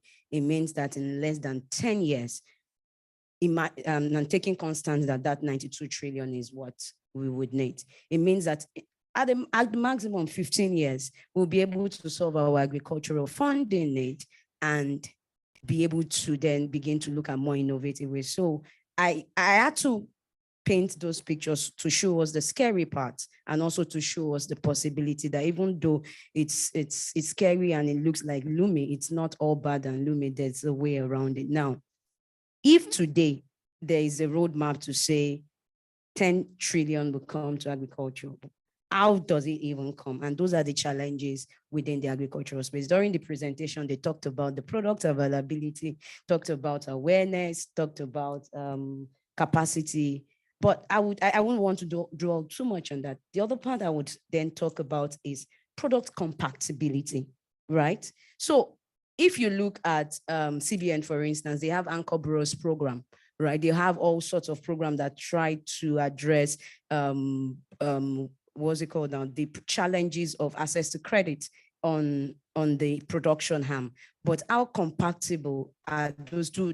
Those funds understand the dynamics and the cyclical nature of agriculture, right? We're a rain-fed system, agriculture. So it means that for most of our cropping, it is just the rain. And truth of the matter is agriculture does not need rain. It needs water. There's a difference. It's not rain that we need, it is water. And that water can come in through infrastructure. So there's huge infrastructure gap, right? So lack of that infrastructure and product compatibility, there are challenges that are being faced. You're funding a system and you're bringing products into that system to fund them that does not match the operational cycle. So you then see a situation in which they've given you facility, but before you could even say, Jack Robinson, it's time to pay back, and then you're back. And we've seen this ground lot of big corporations, right? They are burdened with either repayment or the interest that comes on top of it. There's also, I've talked about compatibility. There is then the data. Data is very critical, to be honest. So when you talk about impact investing, and I try to tell people, impact investing is not free money. There's impact and there's investment, right? I'm a financial person, right? And I work with capital market operators a lot. So there is always that investing part. They are not deaf and dumb to it, right? So the question always is, we have an agricultural sector that is highly fragmented, right? We have smallholder farmers, 74 million hectares of farmland. Less than that is being cultivated, less than 2% is being irrigated. Question is there any source of data that tells you this is the total number of smallholder farmers we have? This is what farmer XYZ, or this within this production zone, this is the total crop production produced by this person, it is sold to this person, it went to this person, and this is where the money came out. So there's a problem of data availability. Second to that is data interpretation. Even the data that are available, how do you interpret them and make informed decision? Again, impact investment, but there's still investment behind it. Lastly, on the cadre of data is data distribution. The way a lot of, again, if you look within the fintech space, the policy is such that you aggregate your data, you keep your data to yourself. That's data distribution and sharing of data. There's no enabling environment to make that happen. So data is very critical, because when anyone is investing, they want to understand whose credit risk am I taking? Who am I exposed to? Because nobody will go to Saminaka or Kaduna and be chasing a smallholder farmer that have 1 hectare of farmland. And let me tell you how bad smallholder farming is. There, because we're going to go deep into it in the following question. You said sure. some very interesting points, which I just want to dig in a little bit deeper. And as a follow-up question, which I would really love you to just answer, you talked about various things. One, product compatibility, which means that investors or intermediaries are not designing market-suitable products. My question is, how do we force them to do more? How do we force them to design products, particularly for smallholder farmers, like you mentioned? Okay, so I think the one critical thing is enlightenment and education. And I will give you a very real life example. Again, I work with financial institution, and as a commodities exchange, what we do is to design innovative products that serve as alternative asset class to your traditional. So what I mean is that I'm FX Commodities Exchange. I have the same license that the Nigerian Stock Exchange and FMDQ have. The difference between me and the Nigerian Stock Exchange or FMDQ is in the underlying assets that we trade. So on the equity, on Nigerian Stock Exchange, they trade stock of company. On FMDQ, they trade money market, bonds, and government related. On FX Commodities Exchange, we create products that if you want to invest in agriculture, you're investing in the contracts that are listed on the exchange. And the contracts are designed in such a way that it addresses different value chains. So if you're looking at financing, say the production side of the equation, you would invest in input financing. If you want to finance, say, processors for working capital, you will invest in, say, an asset-backed commercial paper. And if you just want to be purely speculatory and you want to take advantage of the upside, you can then just buy any of the commodity contracts, right? So now, the problem of education is huge. A lot of fund managers want to invest, but they don't even understand the fundamental dynamics of the operations of each of these value chains. So right. Capacity building for them is also important. So I'll just stop you at that point, and we'll come back to it, because it's so important. Because when they talk about capacity building, we always look at social enterprises. We always look at MSMEs as having low capacities, but we also need to ask investors and intermediaries to also have the right capacity to support the market. So thank you very much. I'll go on to the next question now to Osai. Really excited that you're on this panel, particularly you've worked with, you are the founder of TSAS, the Edu app. And I know that you're doing so much in terms of, closing the gap in access to quality education, not only for Nigeria, but across the continent. Now, we do not want to downplay the role of education, so important.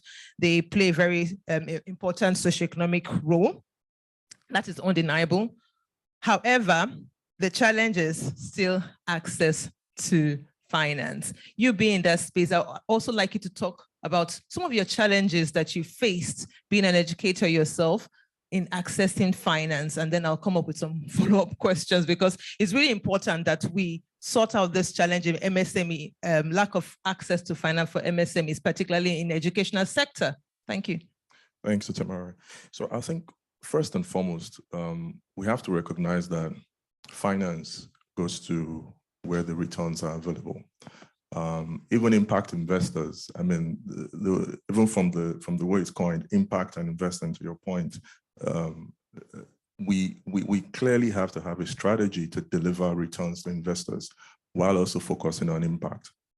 For us, when we started, it was very clear to us that, you know, first of all, we had to leapfrog some of the traditional structures around education, because education as we know it today, particularly in developing economies, simply cannot work or depend on government funding. For example, the US spends $6,800 on each primary school student every year. When you put that in comparison to African countries, you know, Rwanda spends $19, Nigeria spends even less. So there's definitely no way we're going to catch up following the traditional structures of education, even if we have, you know, all of the money coming in, which we know will not come. I mean, the national budget this year, education only got about 8%.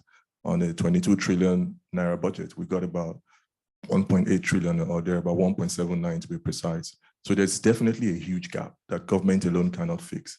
And, you know, private investors and development agencies consistently need a few things to make investment in education attractive, one of which is data availability.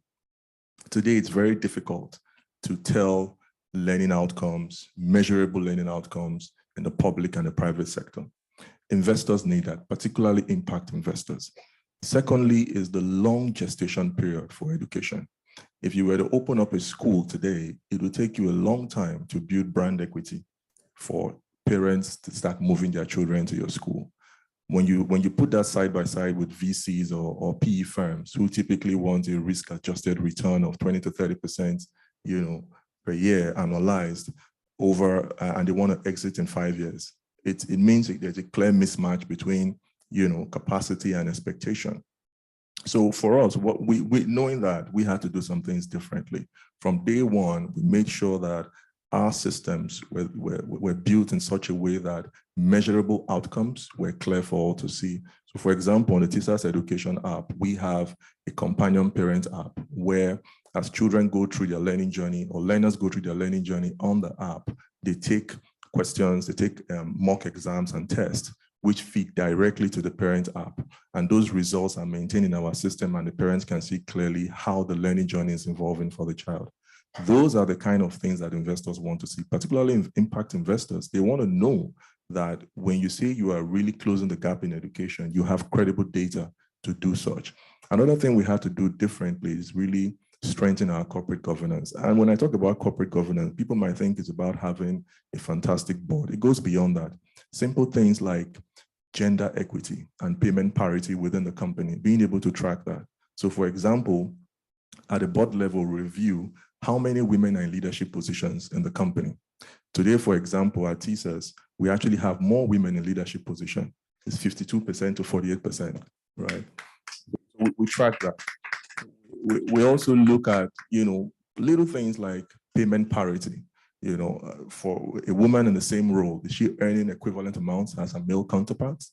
Those little governance steps do make companies more attractive to impact investors. Because like I said, for those large impact investors across the world, ESG is key to what their limited partners expect them to deliver on.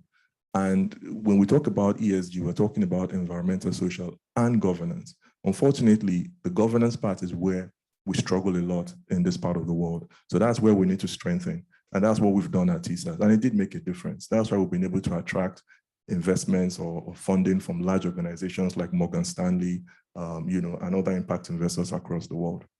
Thank you. Thank you very much. So would you want to say that the low funding to the sector is attributable to these two things you mentioned, low corporate governance of MSMEs in the sectors, you know, lack of learning outcome being demonstrable to investors? That is the two major causes of low investment in the educational sector. Are there others? Certainly there are others. one key area that we see is the capacity and the willingness to pay. In Nigeria today, our per capita income is hovering around $2,000. We know that, private schools in Lagos, the good private schools in Lagos, charge, annual tuition fees that are in that range. So if it takes one child, schooling one child over $2,000, how is a household going to afford that? So we do have challenges. The country is not a very rich country. Most African countries are poor, and that's the basic truth. So they cannot afford, private education. That is where technology comes in. Technology can leapfrog, can close that gap. So for example, and again, I'll use TSES. What we do at TSES, we bring in the best and the brightest teachers from around the country, and we bring them into our studios. They deliver educational content, across leadership, vocational skills, academic support, and we animate those videos. They are still tutor-led. We animate them. We now take it a step further and deliver it in indigenous African languages, Hausa, Yoruba, Igbo, Ijaw, Bini, and the likes. So that way, we're able to reach a child in Zamfara, who can't go to school because maybe bandits just blew up a school, right? We can reach a child in Warri who can't go to school because she's at the waterside selling fish for her mom, right? Those are the kind of structural challenges that technology enables us to leapfrog. And that is why I believe very strongly that for us to really close the education gap in this country and across the developing world, we've got to take a very serious look at promoting and funding education technology companies and education technology interventions, right? And for those companies to become attractive, they've got to do the right things. They've got to know the market that they serve. They've got to be able to show very clearly that yes, gestation periods may be long, to create brand equity and create awareness, particularly when most people are used to traditional structures of schooling. But as long as they can show clear traction, that they are moving in the right direction, I think they can unlock funding. Thank you so much. That's very interesting. Scaling education. I mean, there's a lot of questions that I would like to ask from that because of one, the poor infrastructure we have as a country, but I will not ask that question. But ladies and gentlemen, I just want to say that please put down your questions. Even those joining us online, please, you can leave your questions in the chat. We'll answer those questions during the Q&A. And also please keep your comments. I'd like to just segue to Dr. Ayodele Benson.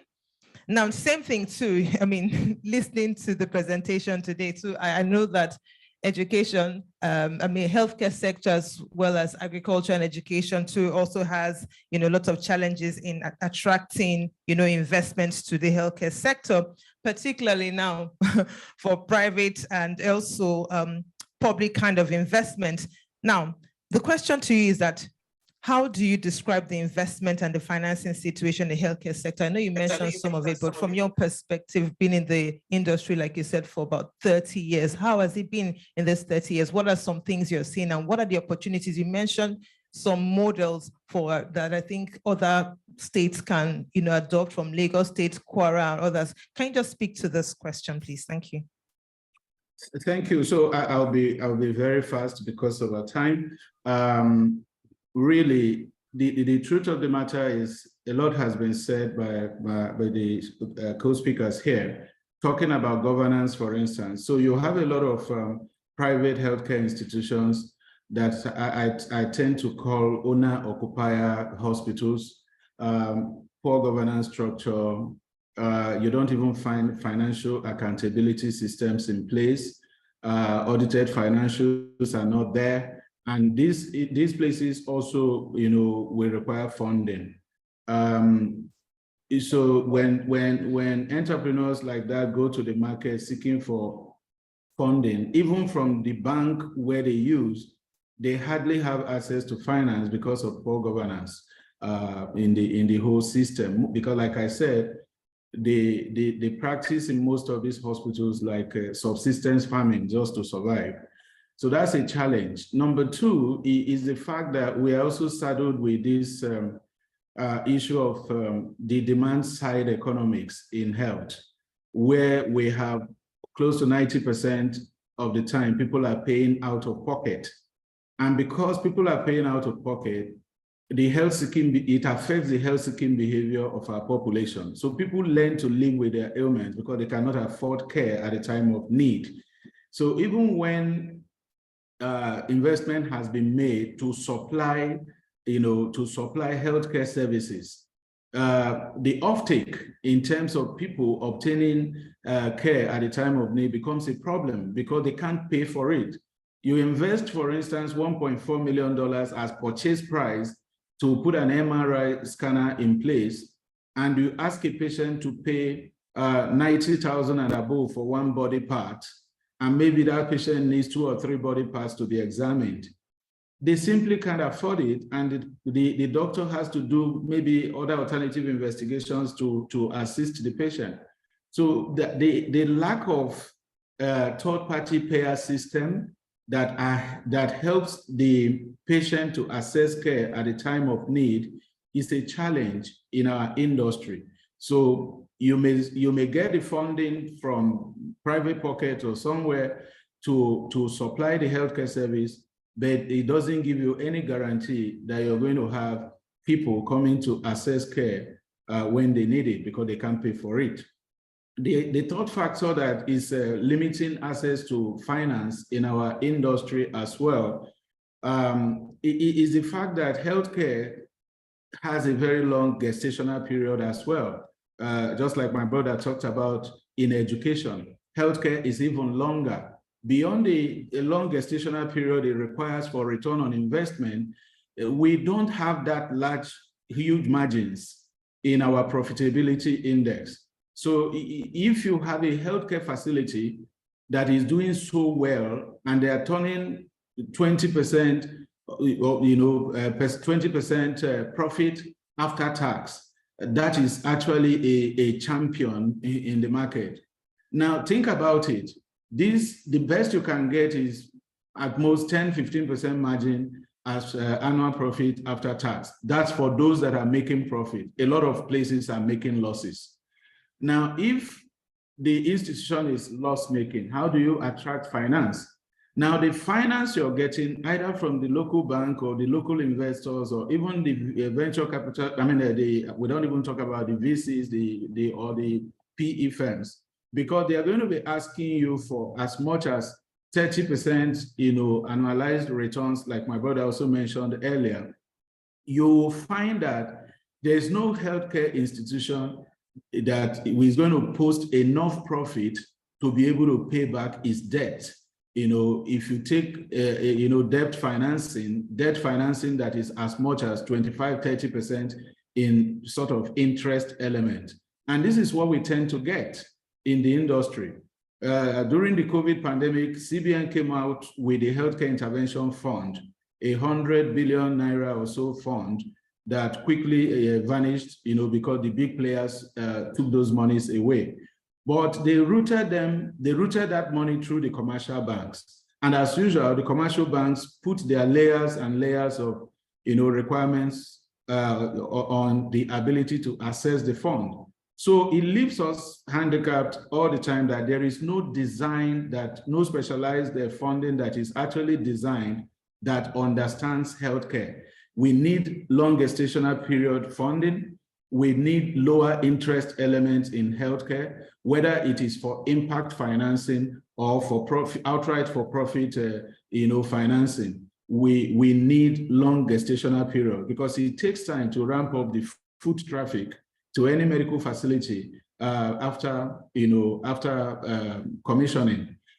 So these are challenges, real-time challenges. And lastly, I will mention is also the inability of healthcare providers, entrepreneurs to understand financial matters. It's our inability to understand financial matters that have led us into murky waters. There are a number of entrepreneurs in the Nigerian market today that went in for foreign direct investment, and everybody, as I speak to you, are licking their wounds because you sign up to things that you don't understand the details, lack of that financial awareness, and at the end of the day, everybody that went through that route, is licking their wound as at this moment. And therefore, it scares even other operators away from seeking funding either from the DFIs or from private investors, because people are making investment purely for returns. Even if you layer impact on it, one of the most important things that the investors everywhere around the world considers is the return on that investment. Why? Because they have alternatives. They have alternatives in oil and gas. They have alternatives in telecom. They have alternatives in other industries where they can invest in government-owned instruments that they can invest into and make better returns. So why would they invest in healthcare? Stop you, Dr. Benson, at that point. Yes. Thank you very much. You made some very powerful points. You talked about poor corporate governance, which is the same thing you mentioned. I'm sure it cuts across all the other sectors. You also mentioned the fact that the challenge around out-of-pocket payment is so important, because I'm going to come back to that question, because you look at most climes, you have social systems where people can, either have access to this kind of free medical services, or you have some kind of health insurance that is being subsidized by the state, and we have nothing like that here in Nigeria. So I think there's a role policy has to play. So I'll come back and ask you, what are some of the innovative things that we can do to unlock capital in the healthcare sector? Thank you very much, Dr. Benson. I'll segue to you. Bear with me 1 second. Dr. Friday, can you please confirm you're there? Yeah, I'm here. Awesome, thank you. So I'm hoping that your internet will be much better now. Thank you. So my question now to you particularly, we cannot talk about micro, small, and medium enterprises without talking about your agency. Now, you've interacted with so many small business in so many sectors, particularly healthcare, education, and agricultural sector. I also like the fact that you mentioned that you're not just working for SMEDAN, you're also into the business of building enterprises. So what's your experience, right? We've mentioned some of the experiences that MSMEs have in terms of attracting capital. It's the same that all the panelists here have reflected in their feedback. So specifically, what do you see are these challenges, and how can MSMEs, overcome the lack of access challenge that is so predominant, not only in Nigeria, but across the continent of Africa? Yeah, thank you very much. If you look at it basically, you all agree with me that access to finance is number one challenge as regards MSMEs in Nigeria. And going by the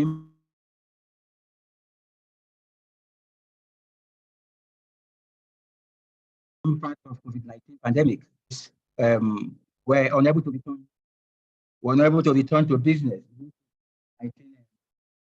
So basically, all these have to do with access to finance. Again, I think the entire impact investment fund is purely for MSMEs, because the dominant players as regards those funds should be micro, small, and medium enterprises. So within the three sectors we are looking at, agriculture, education, and health, it is very, very critical. Dr. Benson mentioned earlier that in fact, within the health sector, the intervention fund of the CBN was completely hijacked with.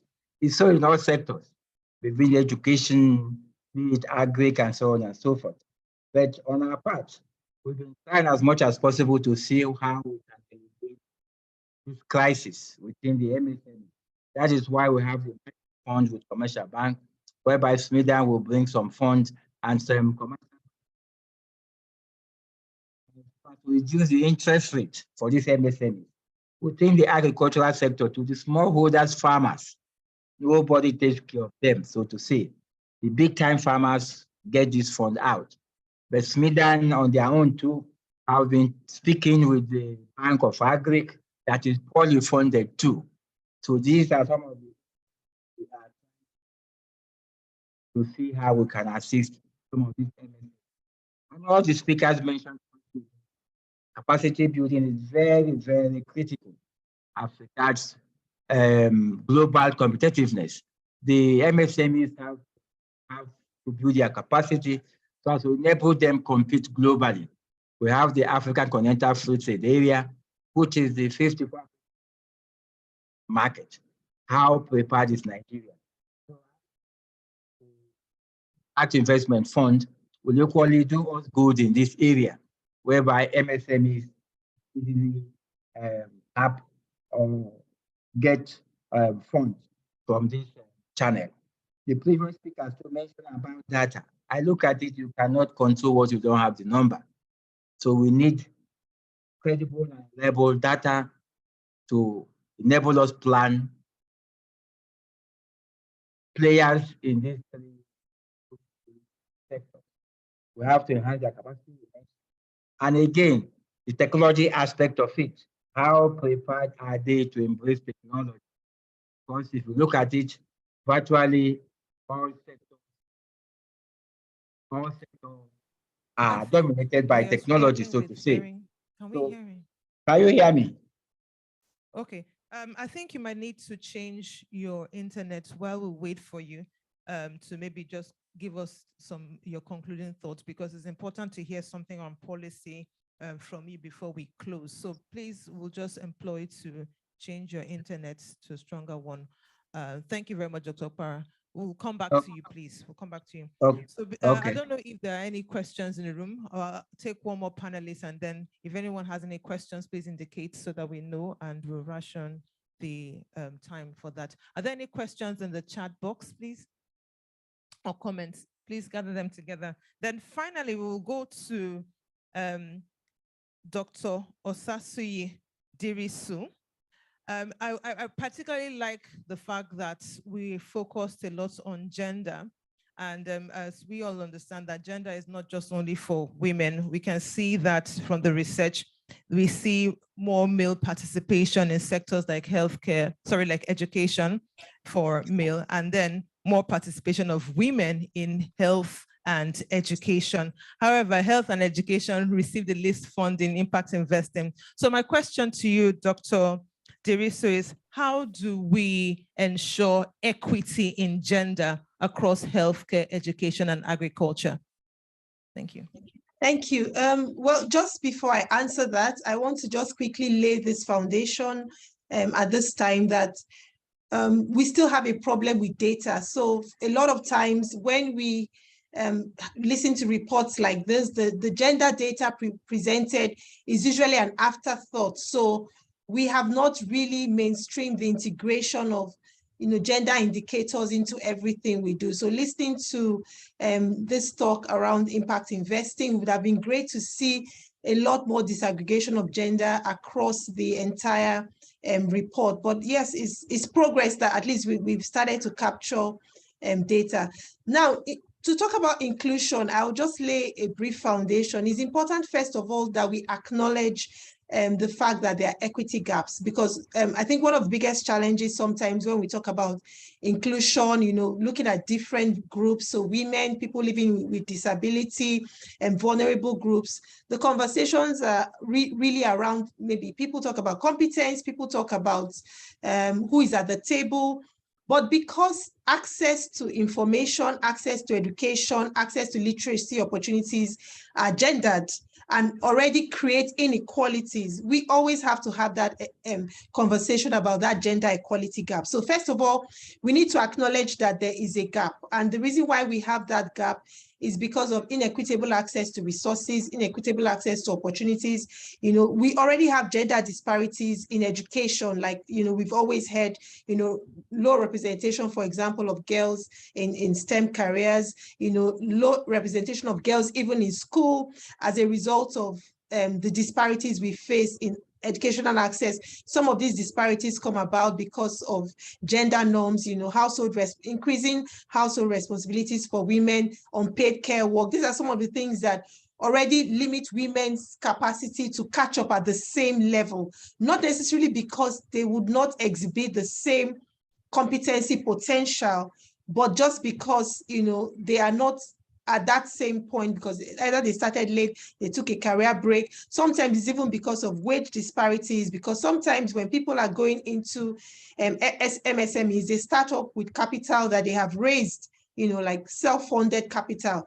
If we have wage disparities, if we have payment disparities within organizations, within our different ecosystems, if we are not creating opportunities, for example, for people living with disability within our organizations, and they now want to access MSME opportunities. They're already coming in at a disadvantage. So I just thought it was important to set lay that foundation. And when we talk about social justice principles, we're talking about access to resources, we are talking about access to being able to participate rightly, equity, and all that. So we begin to see that within opportunities we create for capital, for impact investing, I looked at the data and I saw that, there's very limited funding for post-harvest opportunities. And this is a real good sector where a lot of people can play. That's a really good value chain.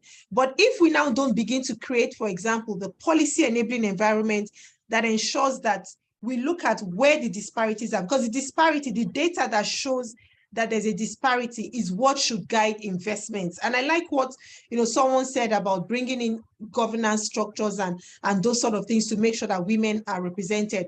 But let's start from the policy level. So at the level of policy, we need to ensure, and a lot of initiatives have been done, but we need to keep looking at the barometer should be, the gauge should be actually the gender gap. So when we have a gender equality gap, whether it's men who are underrepresented or female who are underrepresented, we need to use that as the gauge to continuously make our investment plan. So government needs to create policies that ensure that these policies are actually used at different levels. So create policies that ensure that we have, if the deficit is 50%, so we need to increase representation by 50%, then we need to do that. If the deficit is 80%, then we need to be guided by those principles. If we want to create an equitable society, we look at the MPI statistics for last year. It shows, for example, that 63% of people are multidimensionally poor. So poverty in different dimensions is 63%, and this translates to about 133 million people. This poses a bigger challenge than just creating social investment opportunities. On the one hand, yes, it's important to create social investment programs to keep ensuring that people get access to basic necessities, but we forget that these are the same group of people who should actually be contributing meaningfully to society. These are the people who should take up MSME opportunities. These are the people who should take up opportunities in agriculture, education, health. These are the people who already are facing increasing disadvantages. So before they get cycling out of poverty, even into subsistence, then they now have to face additional barriers with access to information, financial literacy. These are some of the things that limit the participation of women, for example. Financial literacy, understanding the dotted lines, making some of these products easier for people to understand, easier for people to access, breaking down those barriers that limit the opportunities that women and vulnerable groups have to participate. So if we're thinking about a level playing field, we know right now that men are twice as likely to still access capital, for example, than women. What can we do to address those barriers that still keep women and vulnerable groups out of the door? The best way to do that is to ensure that in making those investment decisions, we create a policy enabling environment, and then we keep building the governance structure that not just increases the representation of women and vulnerable groups, but increases the competence that they have to come into the business environment and participate meaningfully. Thank you very much. Well said. Well said. I really like the fact that you looked at the role policy can play in terms of creating a more equitable society where those policies are driven by data and the gender representation is based on what the data is saying, and which goes back to show that we all must be more intentional and deliberate in ensuring that we have the right data across all three sectors, and also the people using the sector are able to understand the data. It is well captured, well analyzed to inform the right kind of decisions and to get the right kind of outcome that we want to see in healthcare, education, and agriculture. I would like to open the floor to question and answer. We have the time is fast spent. We started late. We'd like to use this opportunity to just welcome questions, and I will take them one by one. Please just limit your response to 1 minute. Please, if there are also questions from participants online, yes, please, it's either they indicate by raising their hands or we write them out, I'll take them. So I'll take you, E, please. Is there somebody to help share the microphone? So 1, 2, and 3. Okay, there's one more person, 4. 5. Okay, thank you. Please, 1 minute, please. And please, if you have, if you would like to direct the question to one of the panelists, definitely. Yes, please. Thank you. I'd like to direct the question to you. Thank you very much. You made a very solid point about the need for us to take ownership. Our government needs to take ownership, but even we as well, these are areas that are so important in our lives. I just wondered, have you seen any in your work, have you seen any examples or had any thoughts on how we as participants in this space can begin to actively take ownership, whether creating funds? What have you seen that has worked? If you've seen any examples, thank you. I go ahead and answer. Yes, please, Okay. please. Sorry. So let me, in terms of taking ownership, I would give an example on the part of the fund seekers, right? So we mentioned impact investment, and again, any impact investor wants to see the flow of the money. How is the money going in? What is the structure for managing the fund? And when the obligation to repay is due, how is it coming back, right? So there are a lot of funds seeking place to stay, but there's also the readiness of the people that needs to take the fund, right? So if I look at a lot of SMEs, again, within the agricultural value chain, they run the business, they don't run the business properly, right? In terms of how do you separate personal expenses, how do you track your sales, your income, your revenue, and the rest of them. So at the end of the day, even if there are opportunities for you to access financing, your books are not in order. So part of taking ownership and being able to tap into those instances is taking ownership in how you organize your business such that you are investment ready. There are services available across the country where they help SMEs to take ownership and be business ready. A lot of investors don't want to go through the rigor of getting you ready. They just want to say, okay, you're ready, and then let's put the money there. And some might then stratify to say, okay, we would only take investment size of this level or of this level. So again, taking ownership is making yourself investment ready to access the fund when the fund is then available. Thank you very much. So number 2, please just introduce yourself and then question. 1 minute, please. Okay. Yes. My name is Dr. Femi Egbeshola. I'm the President, Association of Small Business Owners of Nigeria. Mine is more of a comment than a question. And it has to do with the scaling of the NMSE, that's the nano, micro, small, and medium enterprises. In the research here, I discovered that, for example, taking agriculture, we're able to segment them in a way that we know the number of those who are already in nano in agriculture, those in micro, those in SMEs in agriculture, which is fine. But my concern here is we've not been able to see pre and post impact investment on these sectors over a period of time in the past. For example, for the past 10 years, what growth has the nano been able to achieve without impact investment and with impact investment? All these indicators will be able to advise the investor on the particular sector that is thriving and what next to do. Thank you.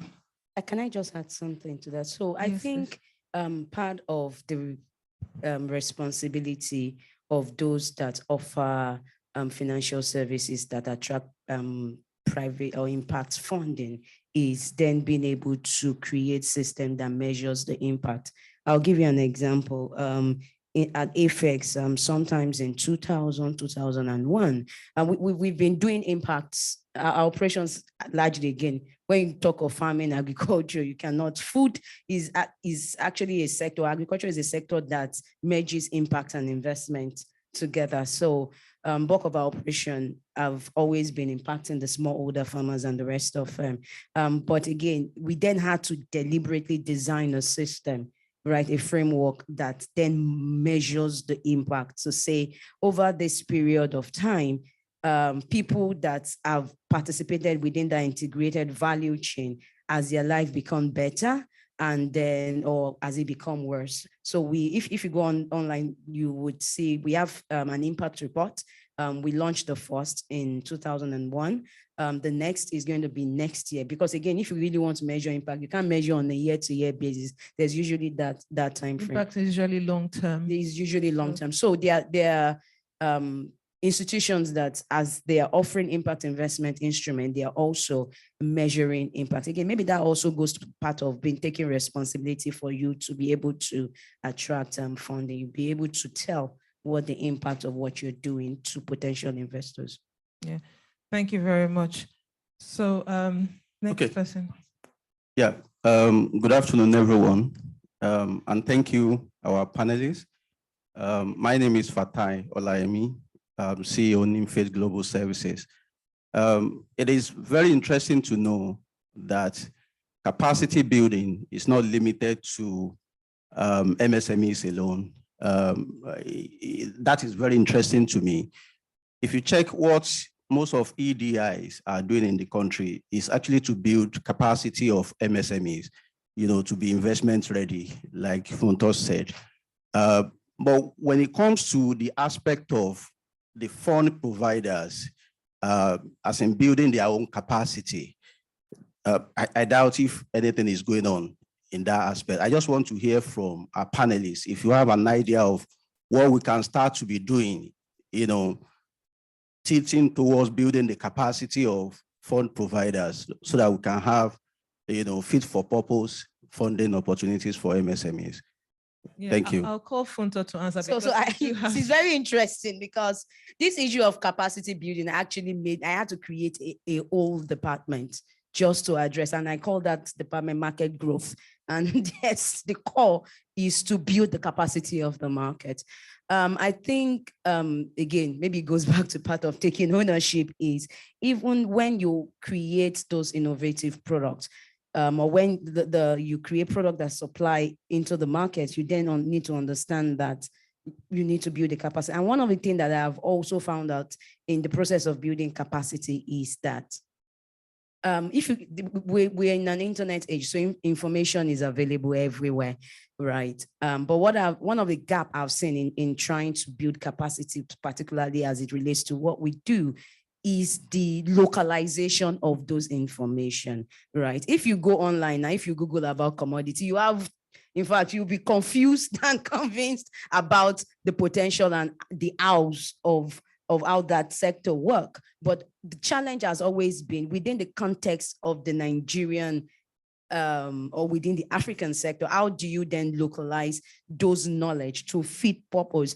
I'll give you a very classic example.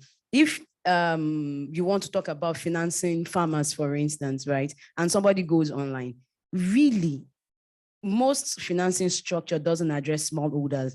So the question, they don't even know, Igbos don't even understand what smallholding farming is, because you travel to developed countries, you drive through farms, right? But on the other hand, in Nigeria, for you to even get 4 metric tons, or let me say 10 metric tons of maize, for instance, you'll probably be putting together 4 or 5 farmers. And then you're talking of what's it called, a demand of about 20 million metric tons of maize, sorghum. So how many farming communities? So again, it's then saying when you create this product and then you're building capacity, you're contextualizing that capacity building to the local environment where you're operating. And it is actually the responsibility of the people creating the product. Because if you've created the product, you've identified all the bottlenecks, the risk, the mitigants, and it is your responsibility to then, well, I would say that it's a global, it's everybody's responsibility. Yeah, but thank again, you. I will just add to that too, because you know that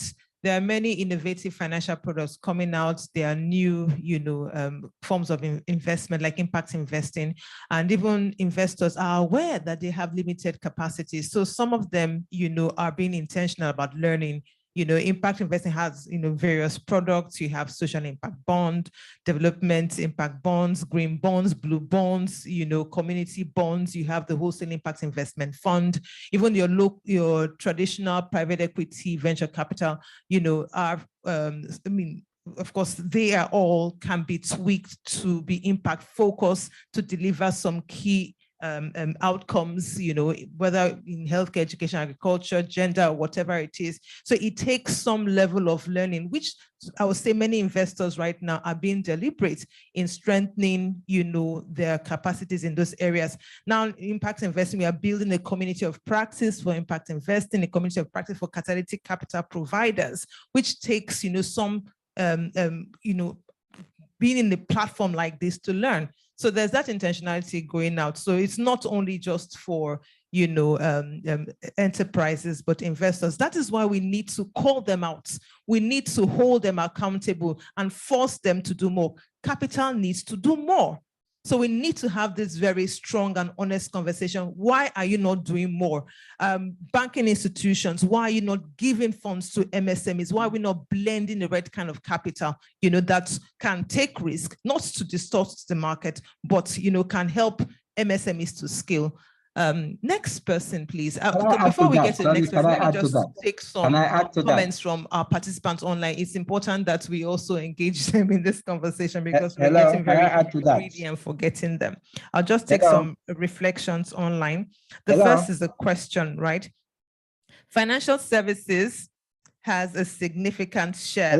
Does it mean financial services serve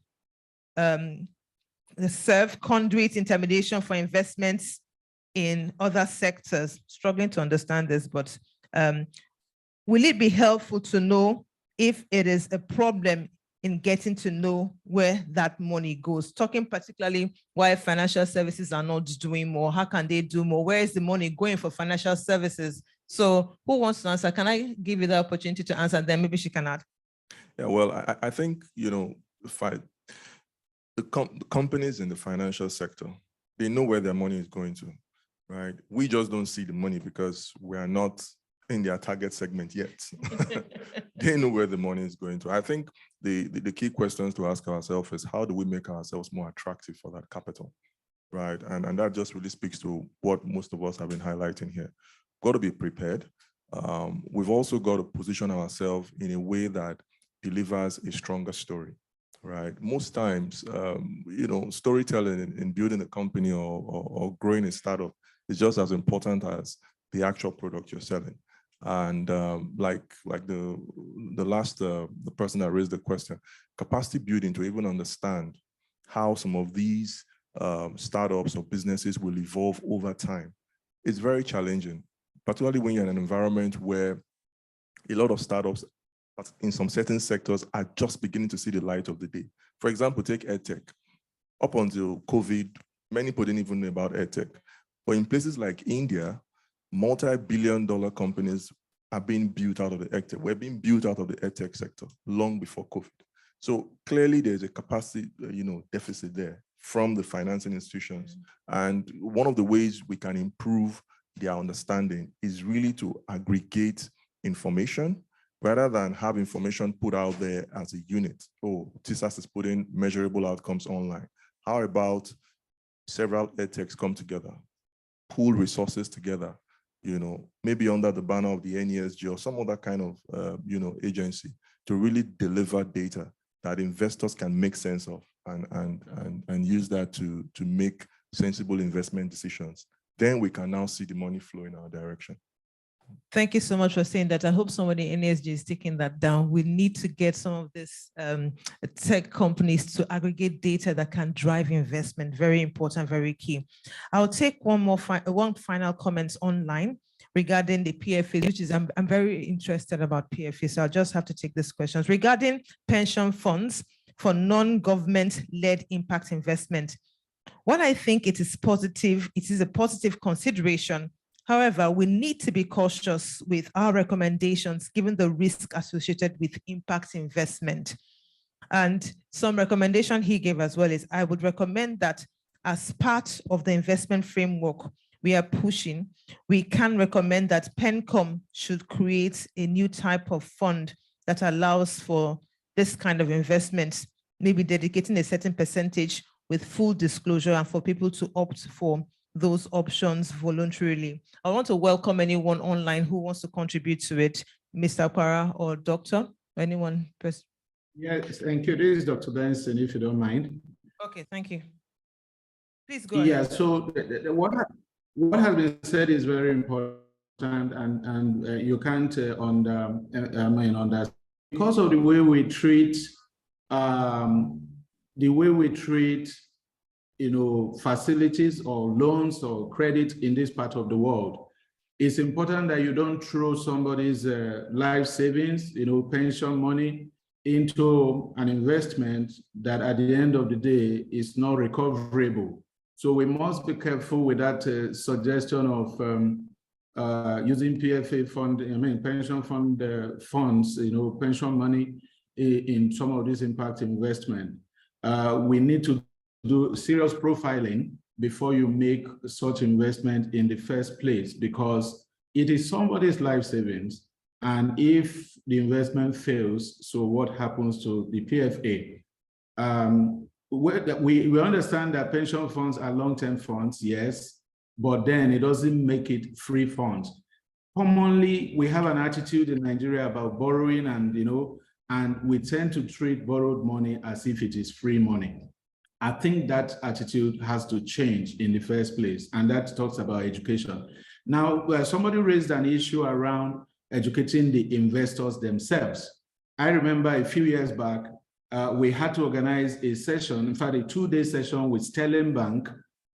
They were setting up their healthcare unit as a bank, and they called us in, Healthcare Federation of Nigeria.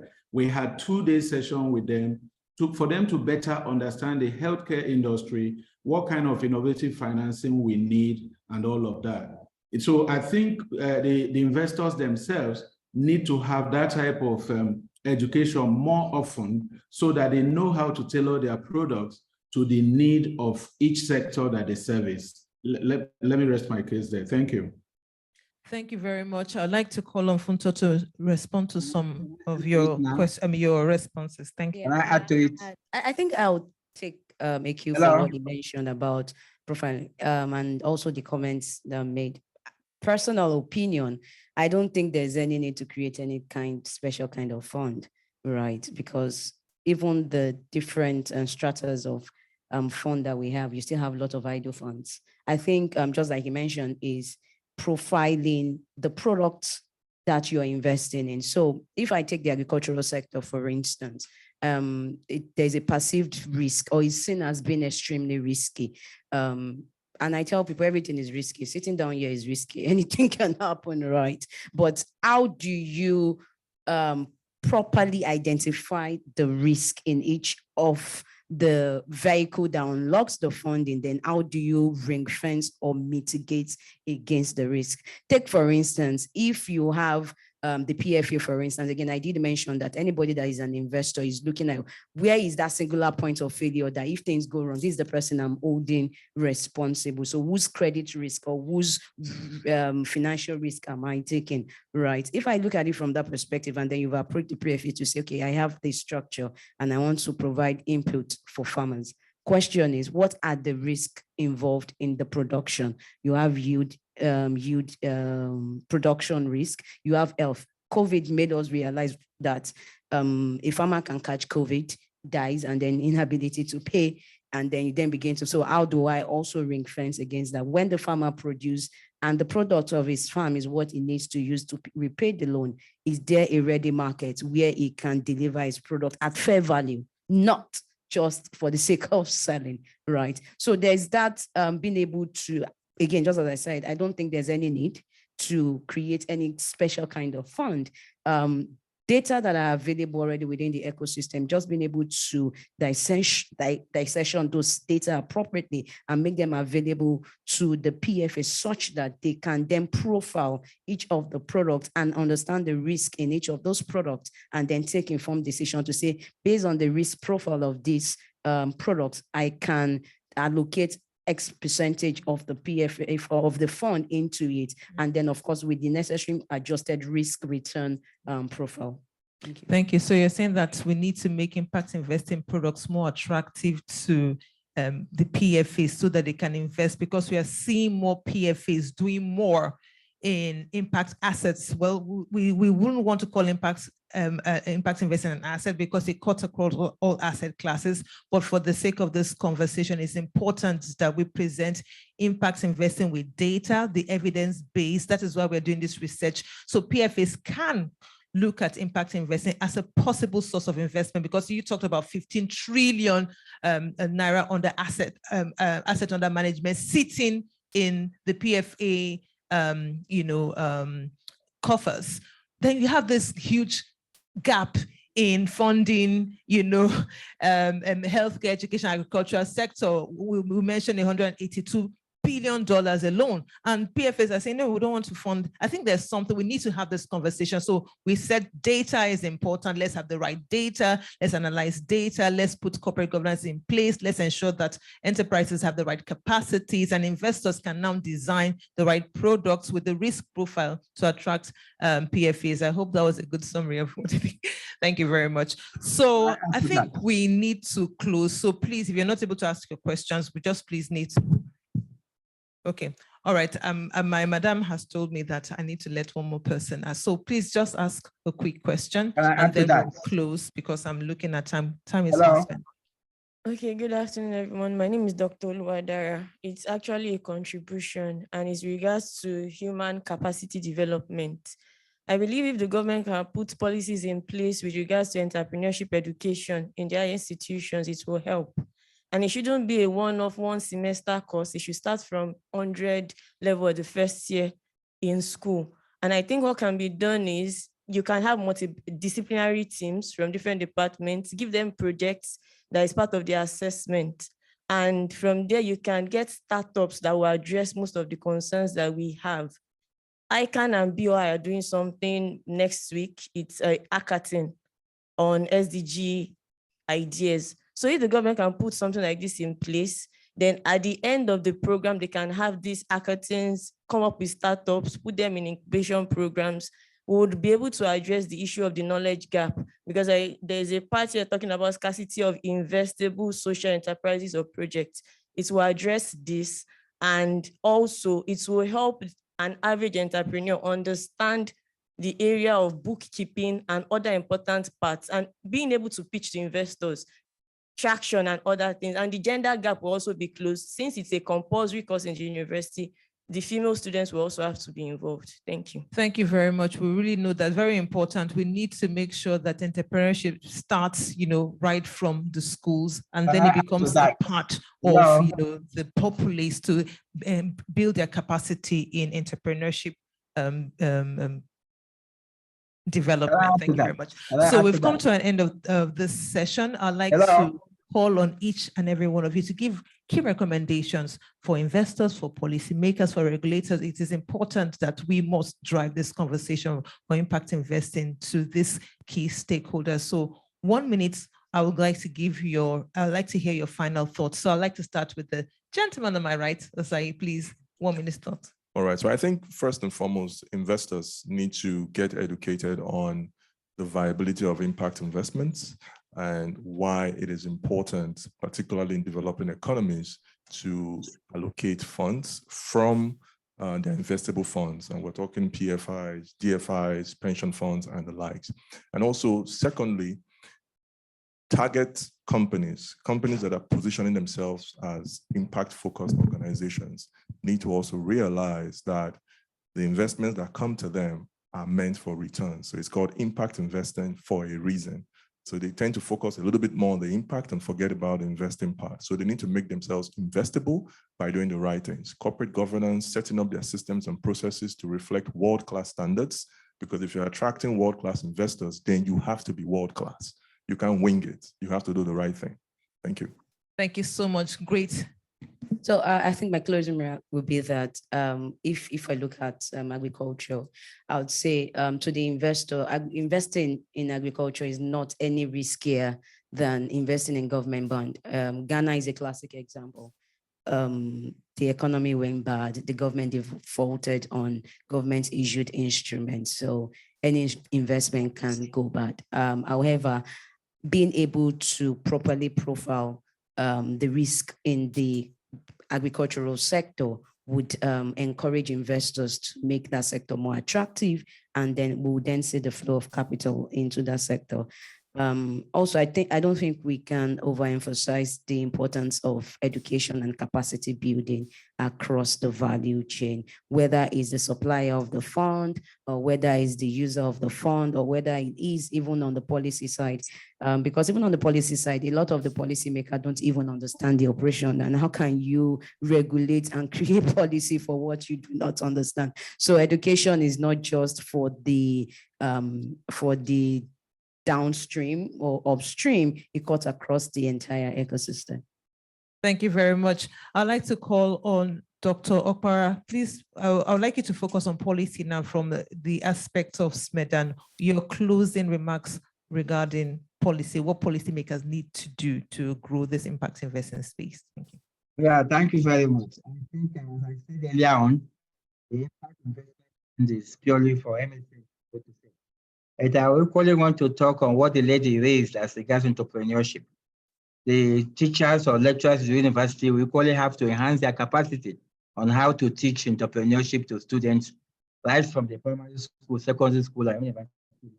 On the policy aspect, SMEDAN have a national policy on MSME, micro, small, and medium enterprises. And I think we are ensuring that some of this policy framework are actually put in place.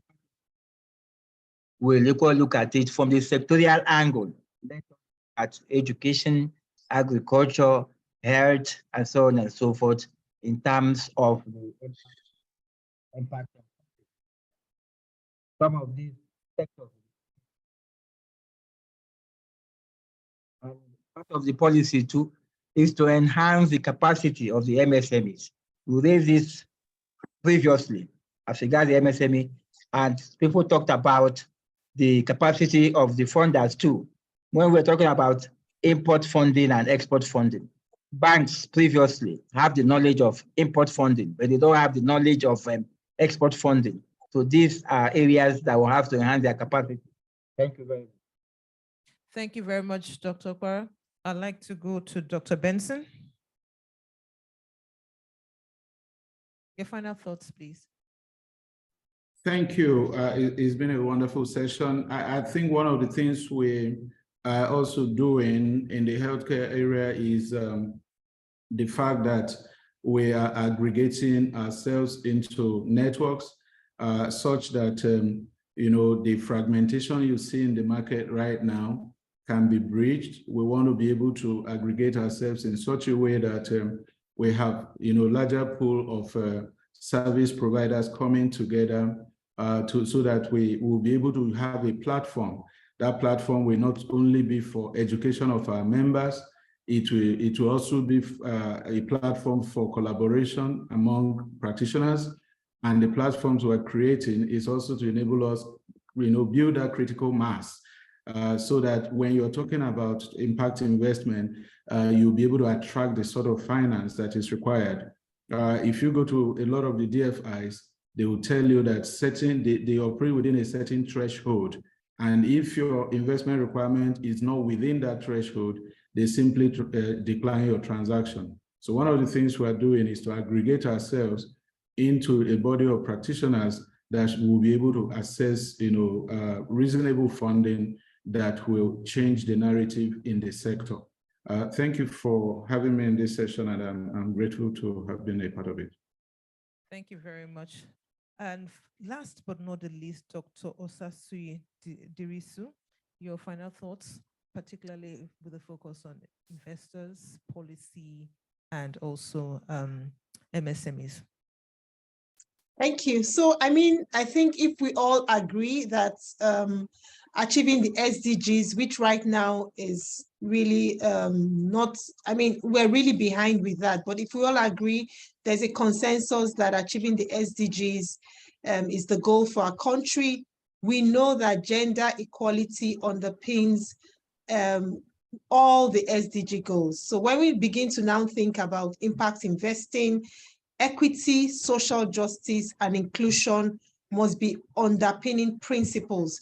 So it's not enough for us to say, oh, we left this sector behind or we left this group behind because they don't have the right competence, they don't have the right education, they don't have the right literacy, or they don't have the right access to information. No, it's our responsibility as part of building an equitable society to create opportunities for no one to be left behind. So if it means going back to invest in education of girls, retention of girls in STEM, mentorship opportunities for groups, savings groups, professional groups, cooperative groups, to ensure that we're bridging the equity gap and growing together as a nation, then that is an investment consideration in addition to thinking about impact investments itself.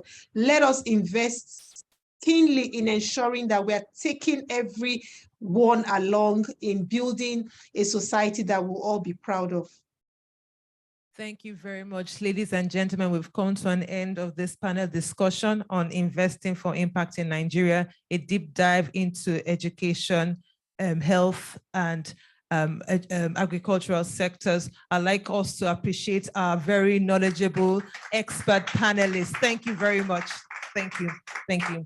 So before we close, I just want to let everyone know, our online participants, some of the questions we were not able to take, we will respond to them and send them to you. Your reflections, your comments will also form part of the final report. So please watch this space.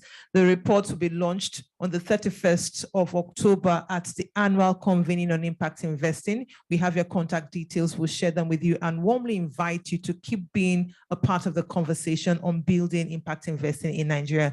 Ladies and gentlemen, thank you once again.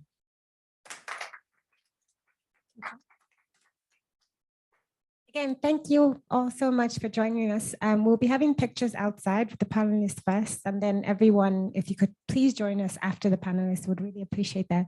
Thank you. Yes, thank you to our virtual participants as well. We'll take virtual pictures later. Thank you. Okay.